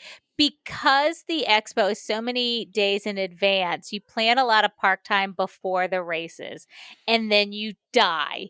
So it's better to like plan all of your park time after the races. I did my first half marathon in Disneyland, and I'd never been to Disneyland before, so I was like overdoing the parks leading up to it. My feet hurt so bad in the corral. I was basically crying there. Also, when I did Dopey, I did kind of the same thing. I was crying in the crowd because my feet hurt. And then we were walking around the park later that day, and I was like falling off of curbs. Like I couldn't stand. Tom was basically like, I think we're going to have to get you a wheelchair. And it was a half marathon. When I say it's about managing the whole experience, it's like you also have to manage who you're staying with, because if you're staying yeah. with people that are like, I'm only doing the 10K. Hey, do you guys want to have an 8:00 dinner the night before the half? Or like, no, I don't want any of that. I want as little time on my feet as possible. Like the night before the full, we were in bed off our feet by like 5:30, 6 p.m. Like, again, the whole thing is the goal. Like Dopey is the goal, right? Like you're not going to all out sprint the 5K in the pitch black on wet ground, because what if you roll an ankle? What Right? if you rolled an ankle? Like anything could Tom happen. is always preaching about rolled ankles, guys. If you ever is- run with Tom, just be prepared for watch your ankle, watch that, watch the grass, watch the curb, watch the. Someone's got to maintain the safety. It's totally worth it. And then you get to tell people you've done it for in perpetuity, and that's amazing. Well, whenever you're ready for this, Eric, just talk to us about registration, yeah. because can we help with that. gotta walk you through the rules of registration. I just figured you guys have the in, and I just have to say I want to Yeah. do it, and you're going to make a Yeah. phone call, and it's going to happen. And that's how it's gonna Unfortunately, no. Just ask Erica. If you ask Erica, when we went to the Peloton studios, I was a mess. I didn't know what I was doing. There was this group chat of like 14 people, and I felt like the guy, I don't want to ask the stupid question that was answered already 100 messages earlier because I'm not keeping up. And I'm like, can you just tell me how to do this? Or can you just do it for me? Can you sign me up for this extra class? So the Peloton thing is also it's actually very similar. Yeah. And like runDisney will train you for, I mean, in this case, maybe Peloton will train you for runDisney, but I learned very quickly that like Peloton's very similar in the fact fact that you have to be on, you have to have your credits like ready to go, you have to like refresh the screen at the right time. It's like this whole thing. And I was like, what is happening? Like, and my friend was like, don't worry, runDisney has prepared you for this. And I was like, okay. Basically, yeah. Eric, we have a group chat with Tara Pterodactyl. You guys heard of her before, I'm sure. And so she's the girl who went to Peloton with us. And Erica and Tara are like, how are we going to all get into the Bex run at the same time? Because we haven't done a Bex run yet. And they're like, we're going to have to, get Eric like on his computer at the time. I'm like, no, I'm just calling Bex. I'm going to send her a message on Instagram, give her a call and say, Bex, we need to all be here. Get us in, please. And I'm going to hopefully make it happen. If not, I'm out. I have some insight on that, by the way, but we'll talk later. No, they do group classes, but it costs like $400. Oh yeah, you know what you pay, and so I can't do that. I looked into this actually. If you guys end up coming down to New York again, let me know because I have a big group of people who would be interested in like a group class like that. Are you saying 400 per person or 400? No. We could do this. Let's do a wheel run on the runs, Wicked Smart Zone group class with because we have some listeners. We have some listeners who are obsessed with going to the Peloton studios. They're there and they do this regularly. So like we definitely have some people who would be interested in a private in one of those kinds of classes. I really want to go. Yeah, see? Gives you a whole thing. See, I only do the scenic rides. I don't do any classes. Those are still great. He watches Netflix too. We have like literally the TV is like right in front of us. So well, now you can do Netflix on the bike and you can do YouTube on the bike and stuff. Yeah. No, we're big Peloton fans. Of course, you all know all about Erica's love for Bex. So I love Matt. So I'm a big Matt guy, but real quick, unpopular opinion, I'm sure, but you mentioned the Everest ride, Erin. Yeah. Everest is better than Flight of Passage. Agreed. Thank you, Tom. Thank you. I don't know what Flight of Passage is, so I can say yeah to that one too. Flight of Passage Avatar. Flight of Passage. I feel like I went before that came out. It's possible.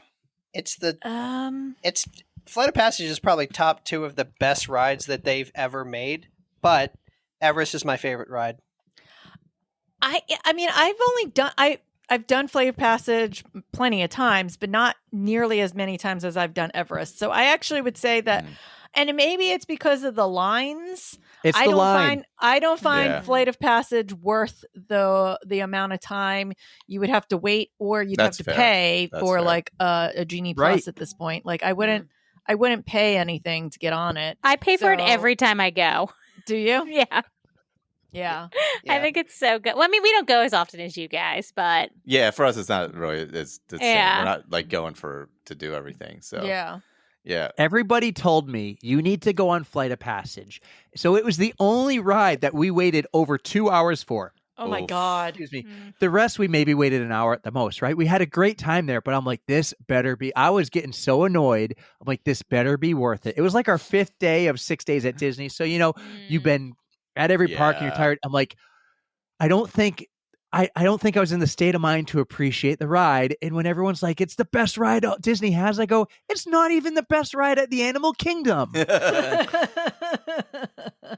I thought Guardians of the Galaxy was the best ride of all of Disney. Oh, yeah. See, Guardians that's why I need to go back because I went in 2017 and that one wasn't open. The Avatar probably wasn't there. Rise of the Resistance. You haven't been on that? Yeah, you missed a lot. I did. Yeah. I went too early. Maybe 2026, we'll figure it out. Yeah, well, I'll save the date. I'll save the date. Well, that was some great Disney talk. Oh, yeah, always with us.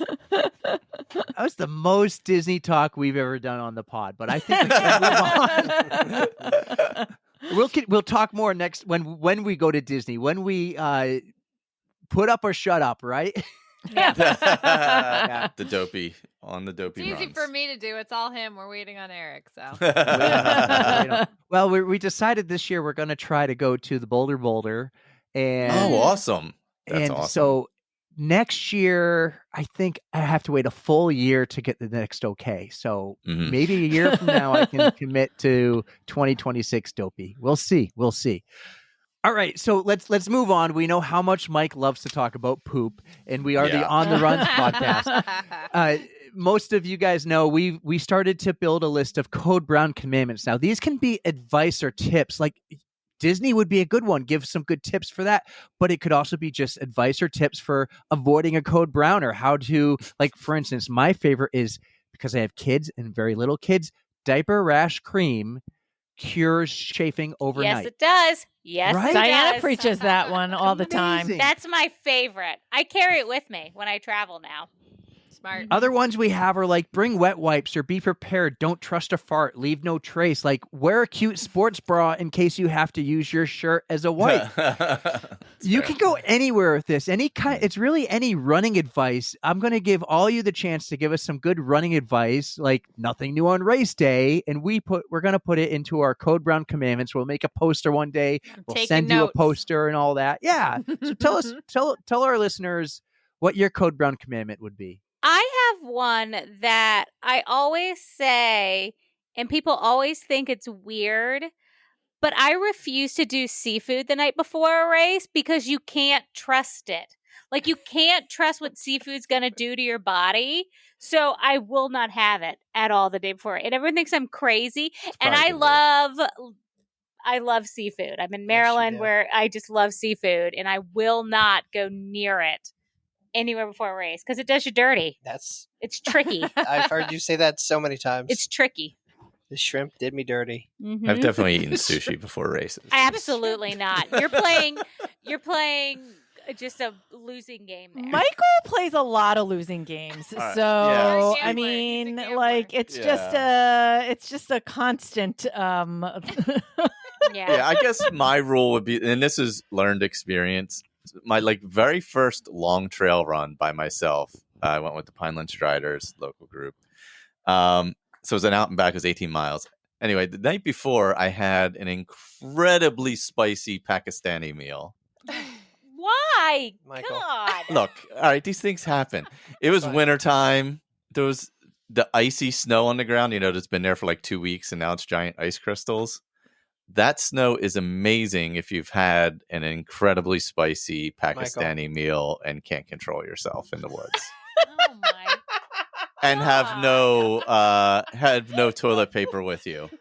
You can use the icy snow to clean yourself, and also it soothes you at the same time. This one's very specific, but Wow. I almost had this happen like 2 days ago when it snowed. We ate something. I don't even remember what did I eat that was messing me up? I have no I don't idea. know. I went on a trip. Oh no, I know. I had to work the snow, so I was working overnight. So I probably had too much coffee or something, and I went for a trail run on the way home, and it just snowed. And I got like a mile and a half in, and I was like, "Oh man, oh man, oh man, oh man, oh man." For a guy who doesn't like to talk about poop, he has a lot of poop problems. Correction. Especially. Correct. I heard on your podcast, Mike doesn't like to talk about poop on his podcast, but that's why we are here for him That's to it. talk about poop on the run. glad we could be the platform. I'm Yes. following the brand. Following the brand. Yes. There's No. a poop emoji in our logo. Yeah. The thing is, though, he doesn't do anything to help himself prevent these problems. I find solutions. Like Well, Code he'll Brown just commandment eat could be a spicy solution. He Yeah. eats spicy Pakistani, but then he also is like, "Oh, let's eat Indian, or let's eat sushi, or let's eat cheese pizza," can't- and I'm lactose intolerant. I can't even imagine these things that are coming out of your mouth right now is insane. Like, why would you do any of that if you're running more than I feel like 6 miles is kind of the cutoff where you're like, I'm going to eat something weird the night before. Mm-hmm. And it doesn't have to be weird, just something that messes with you. Eggs are also suspicious. You can't trust an egg and what that's going to do to my body. So just the idea of it before a race is just insane to me. Well, if you are going to do it, make sure it's snowy out and you have God. That being said, don't skip a porta potty. If you're like, well, I kind of have to go, but I'll just wait for the next. Oh no, That's Like, really that's a good good one. advice. Never know when the next. That is a good one. dangerous. You That's never know when the next excellent. porta Yeah. potty's If you gonna have the resource, use the resource. Agreed.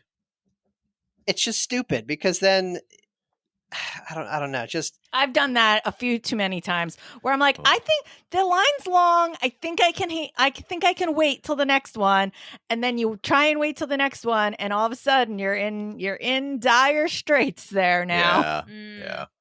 So when I did my first and my only full Ironman, I was lucky I knew where the porta potties were because it was an out and back, and I knew how consistently you would come across just 2 of them. And I would run up to one and it would be red. You know how the light, the door is, green or red. Mm-hmm. And I'm running up to this one. It's maybe my 3rd one. It's red again. And about 2 feet before I pass, I see the red go switch to green. And I'm like, that's my opportunity right there. It was a sign. That's it. Another one that Diana always says is, you know how when you're getting to a water stop and everybody bunches up at the very front, instead of like passing the front couple people and like going further down, same thing with porta potties, right? Yeah. Like you get to a big long line of porta potties. Oh, like at the front of a race. Everyone's down one end, and if you just keep walking, there's no line. People do not spread out. Mm-hmm. Like they find the first ones they can well, get. Tom, the thing is, we know that, but we don't want all of them to know it because we want to get to that porta potty. Mm-hmm. Yeah. Secret. Yeah, that's a secret. I'm a man of the people. One that this is a warning what not to do. All of Michael's things are warnings about what not to do. We're learning Do not. a lot. We're learning Well, a lot. you could do this, but I don't know that I recommend it. The hand sanitizer. Oh God. Just use it on your hands. Michael. Oh my God. Don't use it for the extra cleanup. Don't use it to create a wet wipe. Yeah, it works, and you will. You will want to run fast because if you put hand sanitizer on chafed skin. Oh, well, this is before the race, so you want to be fully clean before a race. So hand sanitizer, toilet paper, it works. It's alcohol though. It is on your butthole. Yeah, it cools off in your cornhole. Yeah, it's like icy hot, basically. It's fine. It's fine. It's fine. It's like icy hot for your cornhole.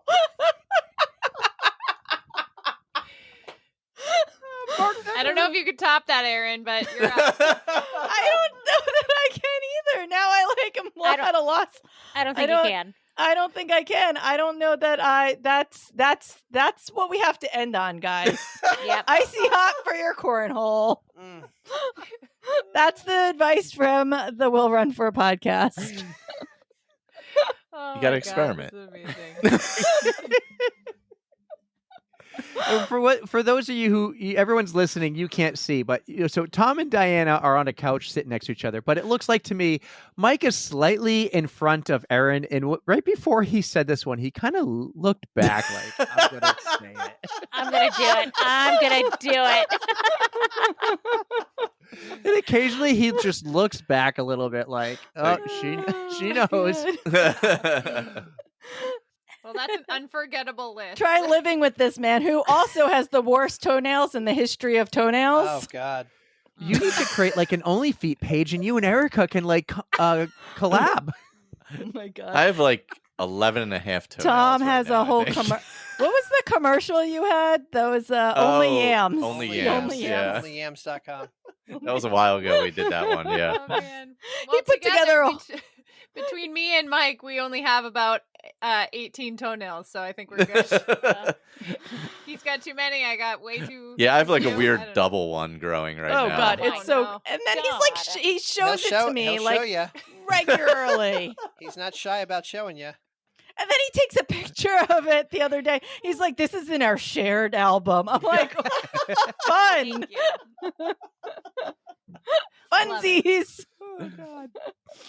Oh, Erica, you're next. On that note, guys, I love this. I love this podcast. You guys are the best. It is a lot of I fun. feel like we're in an episode of Will Run For right now. I love this. We are. Take over. But we have ourselves a Spotify playlist, and we like to invite all of our guests to add a song. So do you guys want to each add a song? Tom, I feel like Tom should This take is this Tom's, over yeah. for us because Tom? I don't run to music. So, Neither do I. Tom. Yeah. All right, it's all on you, Tom. I always say they're out there raw dogging their own thoughts. You can't do it. It's ridiculous. awful. I'm not a fan of it either. I need something. It is ceremonial. And like, so I've been in such a rut. I was like, well, I haven't made my 2024 running playlist yet. So I started making one yesterday. But there's one song that goes on every running playlist, and that is Monkey Wrench by the Foo Fighters. Excellent Great song.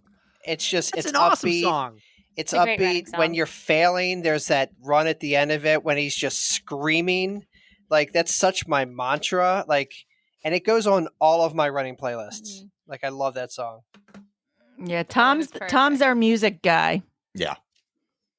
All right, last chance. Anybody else? Any takers? No, I think that You can sure? You represent sure? us. Monkey Wrench it is. Mm-hmm. Yeah. That's going to represent the whole podcast. That's a great one. All right, Tom, Yeah. what turns you on?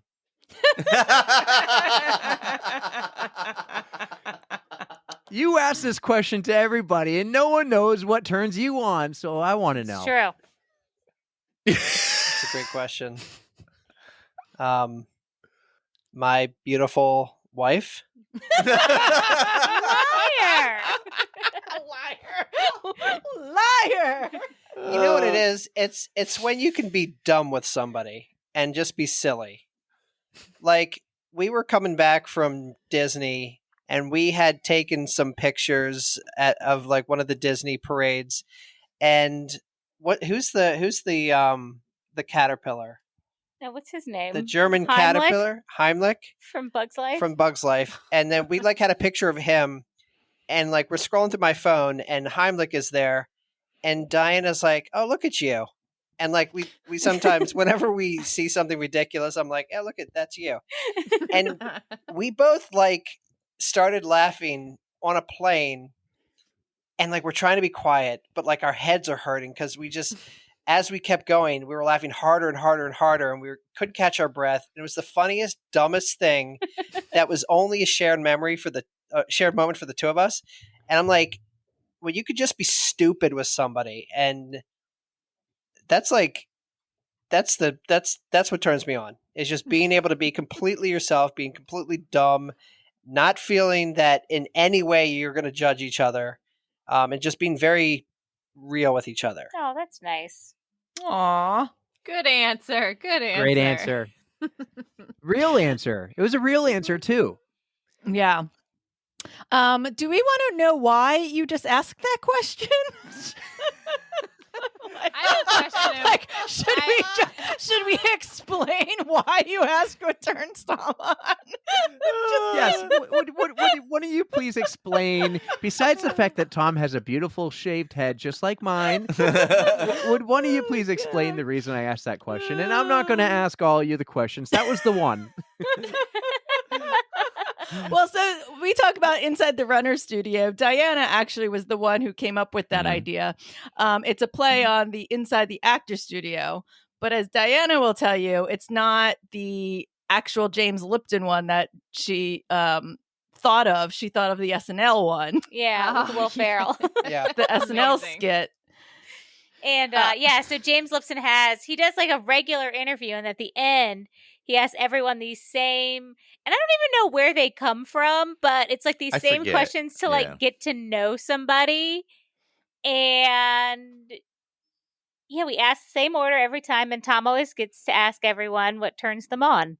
Yeah. And it's Yeah, always so- it's so awkward every single time. And it's more...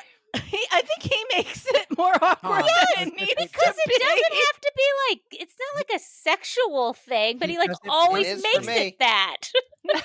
He does it perfectly. That's why I did it just like that, Tom. And everyone's like, kindness, and I'm like, just say feet. Like, I was going to say Channing Tatum, so I don't know. there you go. I don't mind it. Yeah, laughter. Someone who can make me laugh. No, I had a blast. I had a blast on your Inside the Runner Studio episode. I really enjoy your podcast. I like what you do because earlier I said, you're real, you're transparent, you're honest, and you share stories. And I love all the podcasts I listen to. They're all storytelling based, and that's what our identity is. And you guys do the same. So I really enjoy what you guys put out every week. Oh my gosh, we thank you. appreciate Too that. Nice. We are not worthy. No, it was really nice getting to know you guys. I can't wait to finally, I'll have to make my way down, run some races with you guys. If you're ever up in our area, you let us know. We'll take good care of you. And as Eric likes to say, I do have a spare bed. I don't know if all four of you will fit, but you could try. There you go. We'll be nice and snug. I'm pretty sure he offered your bed when he was on our episode, actually. We do that all the time, so I figured I'd be the one to officially offer it to you guys. I do have an air mattress too, so you guys can all spend Well, the night. actually, I should just offer my camper. If all four of you come up, I have a camper, you and go. you can all crash in Look the at that. camper. There you go. Did you get into Mount Washington? I put in for it. This is this is a sore subject, but I did put in for It's not a sore subject. Let's not go into that. I have cancer, guys. I'm going to just play the cancer card. There you go. Aaron, it's getting to be a bit much. It's a lot. It's starting to be a lot. Oh my god. She actually does. We're not kidding. Everybody out there. I said it. I said it. He I can hope edit it it out if he wants. I don't know. I don't want people to think we're like, oh man, I they're so said it flippant about cancer. earlier. This is my pitch for October. We're going to bring Aaron back. Listen, I said it earlier that I was diagnosed with breast cancer. Oh, that's in true. December. There you go. It's fine. That's fair. I just feel like I'm following the golden rule you said on your podcast. Just everyday normal like this. Oh yeah, that's what it is. Yeah. Funny, it's yeah. fine. I have dark humor. It's fine. It's fine. I just play the cancer card a lot. It's fine. That is true, actually. What happened at Disney where you're like, oh, you know what? I have cancer. I get to do this first or something. What was it?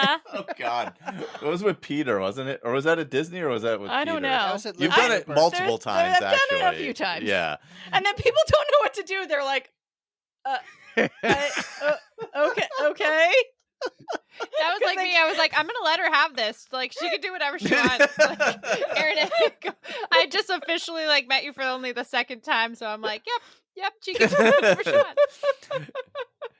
Well, listen, I hope to have you all back sometime. And I'm thinking, okay, we can do one day Aaron and Mike, one day Tom and Diane. We'll figure it out. Mhm. Aaron, you're welcome. Aaron, you are welcome to come in October if you want to, but you don't have to. You know what we do every October. So it will just be a lot more of this if you did, though, to be honest. Yeah. And I do hope Philadelphia is not far. I've done that drive many times. Maybe one day. Oh, you guys do here. Let's pump the tires for this. You do your virtually live race every year. Oh, You doing it again yes. this year. Mhm. Yes, Yep. we are actually in the midst of planning it. It will be on Mother's Day the weekend? Saturday before Mother's Day. So it is a virtual race, but we do a online live start with everybody. This was a Tom brainchild. I Yeah, feel like, yeah. Tom, you should take this one. I never explain it right, but again, pandemic, there was no races. We wanted something to look forward to, so we planned a virtually live race, which is we have a shared start time. We all get on a Zoom or whatever, and we kick it off together. People run their own race wherever they want to run with whoever they want to run with. And then we will open up a Zoom chat, and then people can kind of come in as they're finishing, and we'll just, we spend some time together. So we're virtually live together. Right. And it really it was trying to unify the community, and just bring people together. And I'm a nerd on the data behind it. And so we've had this is going to be our 4th year doing it. We've had upwards of 100 runners, practically every state, 45 to 47 states represented, multiple countries represented. And just saying that for this little podcast we started during the pandemic because we're lazy. I think that's amazing, the community that comes together. And Michael and Aaron will design the medallion. It's a medallion, not a medal. It's not a medal. It's a medallion. Because at some point while we were recording on a podcast, someone realized that medal is short for medallion. Because we're dumb as rocks. Just. But it, and we'll usually like come up with some kind of swag or whatever. We don't make any profit off of it. Like, it's really just a pass through for like the swag, the bib, the whatever, the medallion, and then shipping just to get it out to people. Yeah. So like, it is one of my favorite things that we've been doing as a part of this podcast.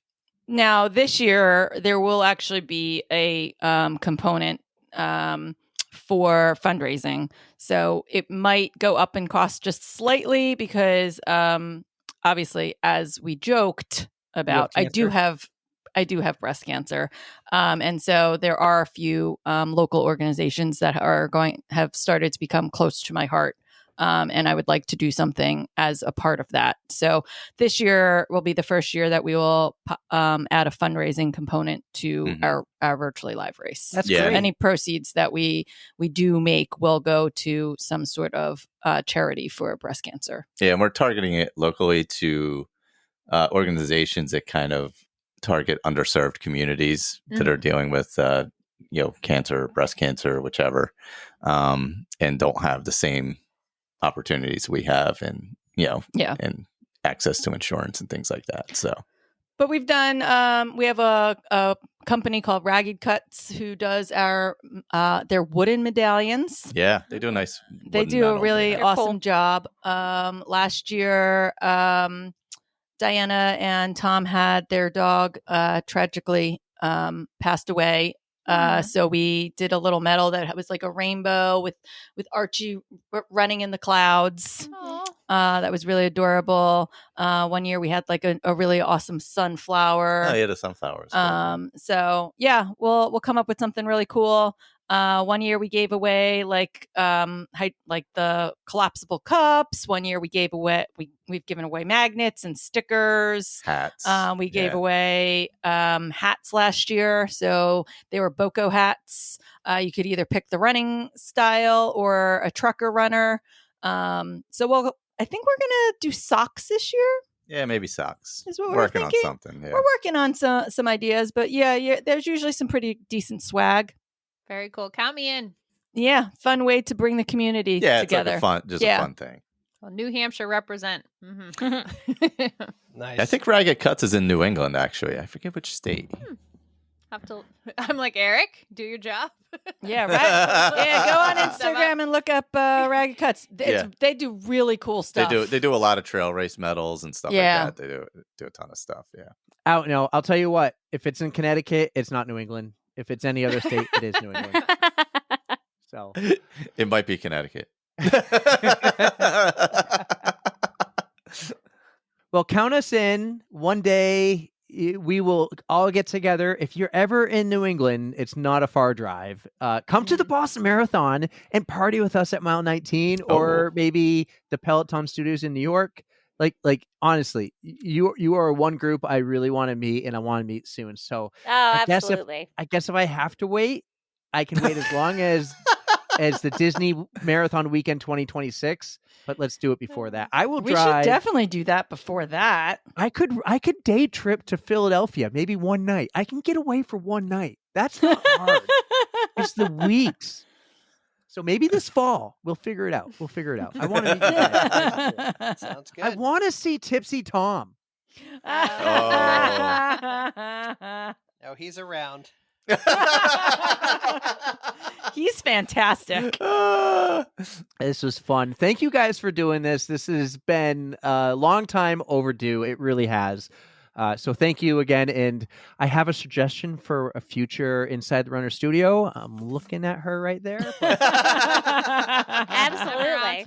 I'm around. Let's do it. For you have sure. some time to prep, Erica. You saw the questions. You got to think about what turns you on and what turns you off. You got some time to prep.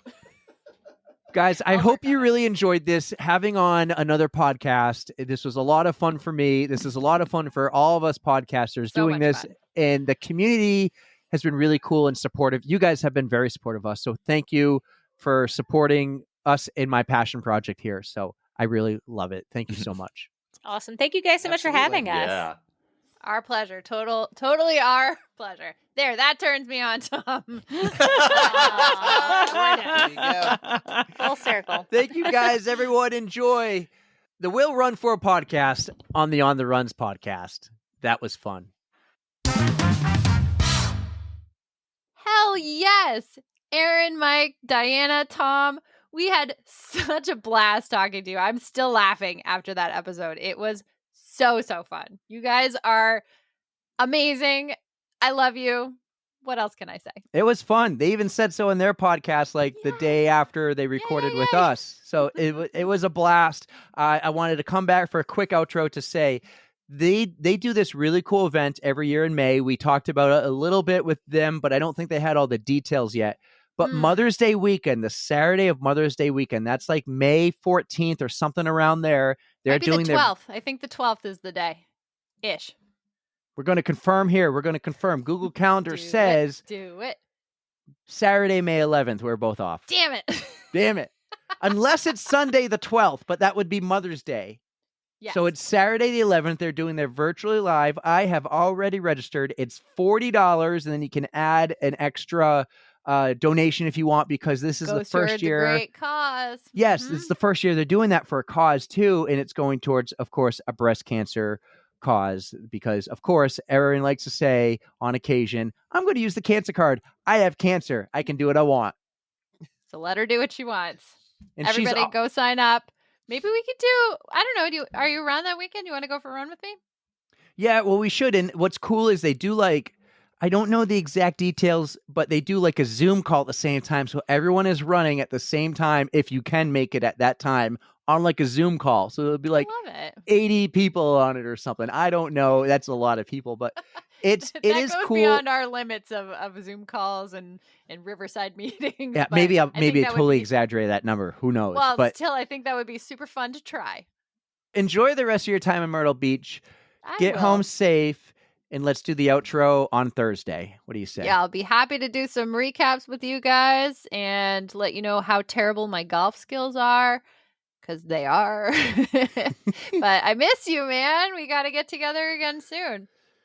Well, yeah, we don't really see each other much in person. Maybe we could do a lot more this summer, but at least I get to see you through the computer screen. Exactly. Hey, Mike, Tom, Aaron, and Diana, you four freaking rock. You're awesome. I hope we get to see you at the Loop-de-Loopter or in person. Whenever that happens, let's bring mics, guys. I can't wait for that. So I will, you guys let me know the plan. I am in, even though Loopy Looper is the weekend before Anchor Down, but I will be tired for Anchor Down for Day you trip. guys. Day trip. Awesome. Yeah. We love you guys, and we love every one of you. Don't forget, follow us on Instagram, link in bio, do all that. If you really love us, want to join the Patreon to help us out a little bit with the little things, we'd love you for that. Do that. We do throw in some little bonus things or early video episodes as we are getting our way to a full-time video podcast on YouTube. You guys are going to get to look at my ugly mug all the time. And mine. But Erica, save this podcast and take us home. We're sending our love from New Hampshire and South Carolina. We hope you enjoy your week. And you know the drill. Don't forget to stretch. 3, 2, 1, yeah!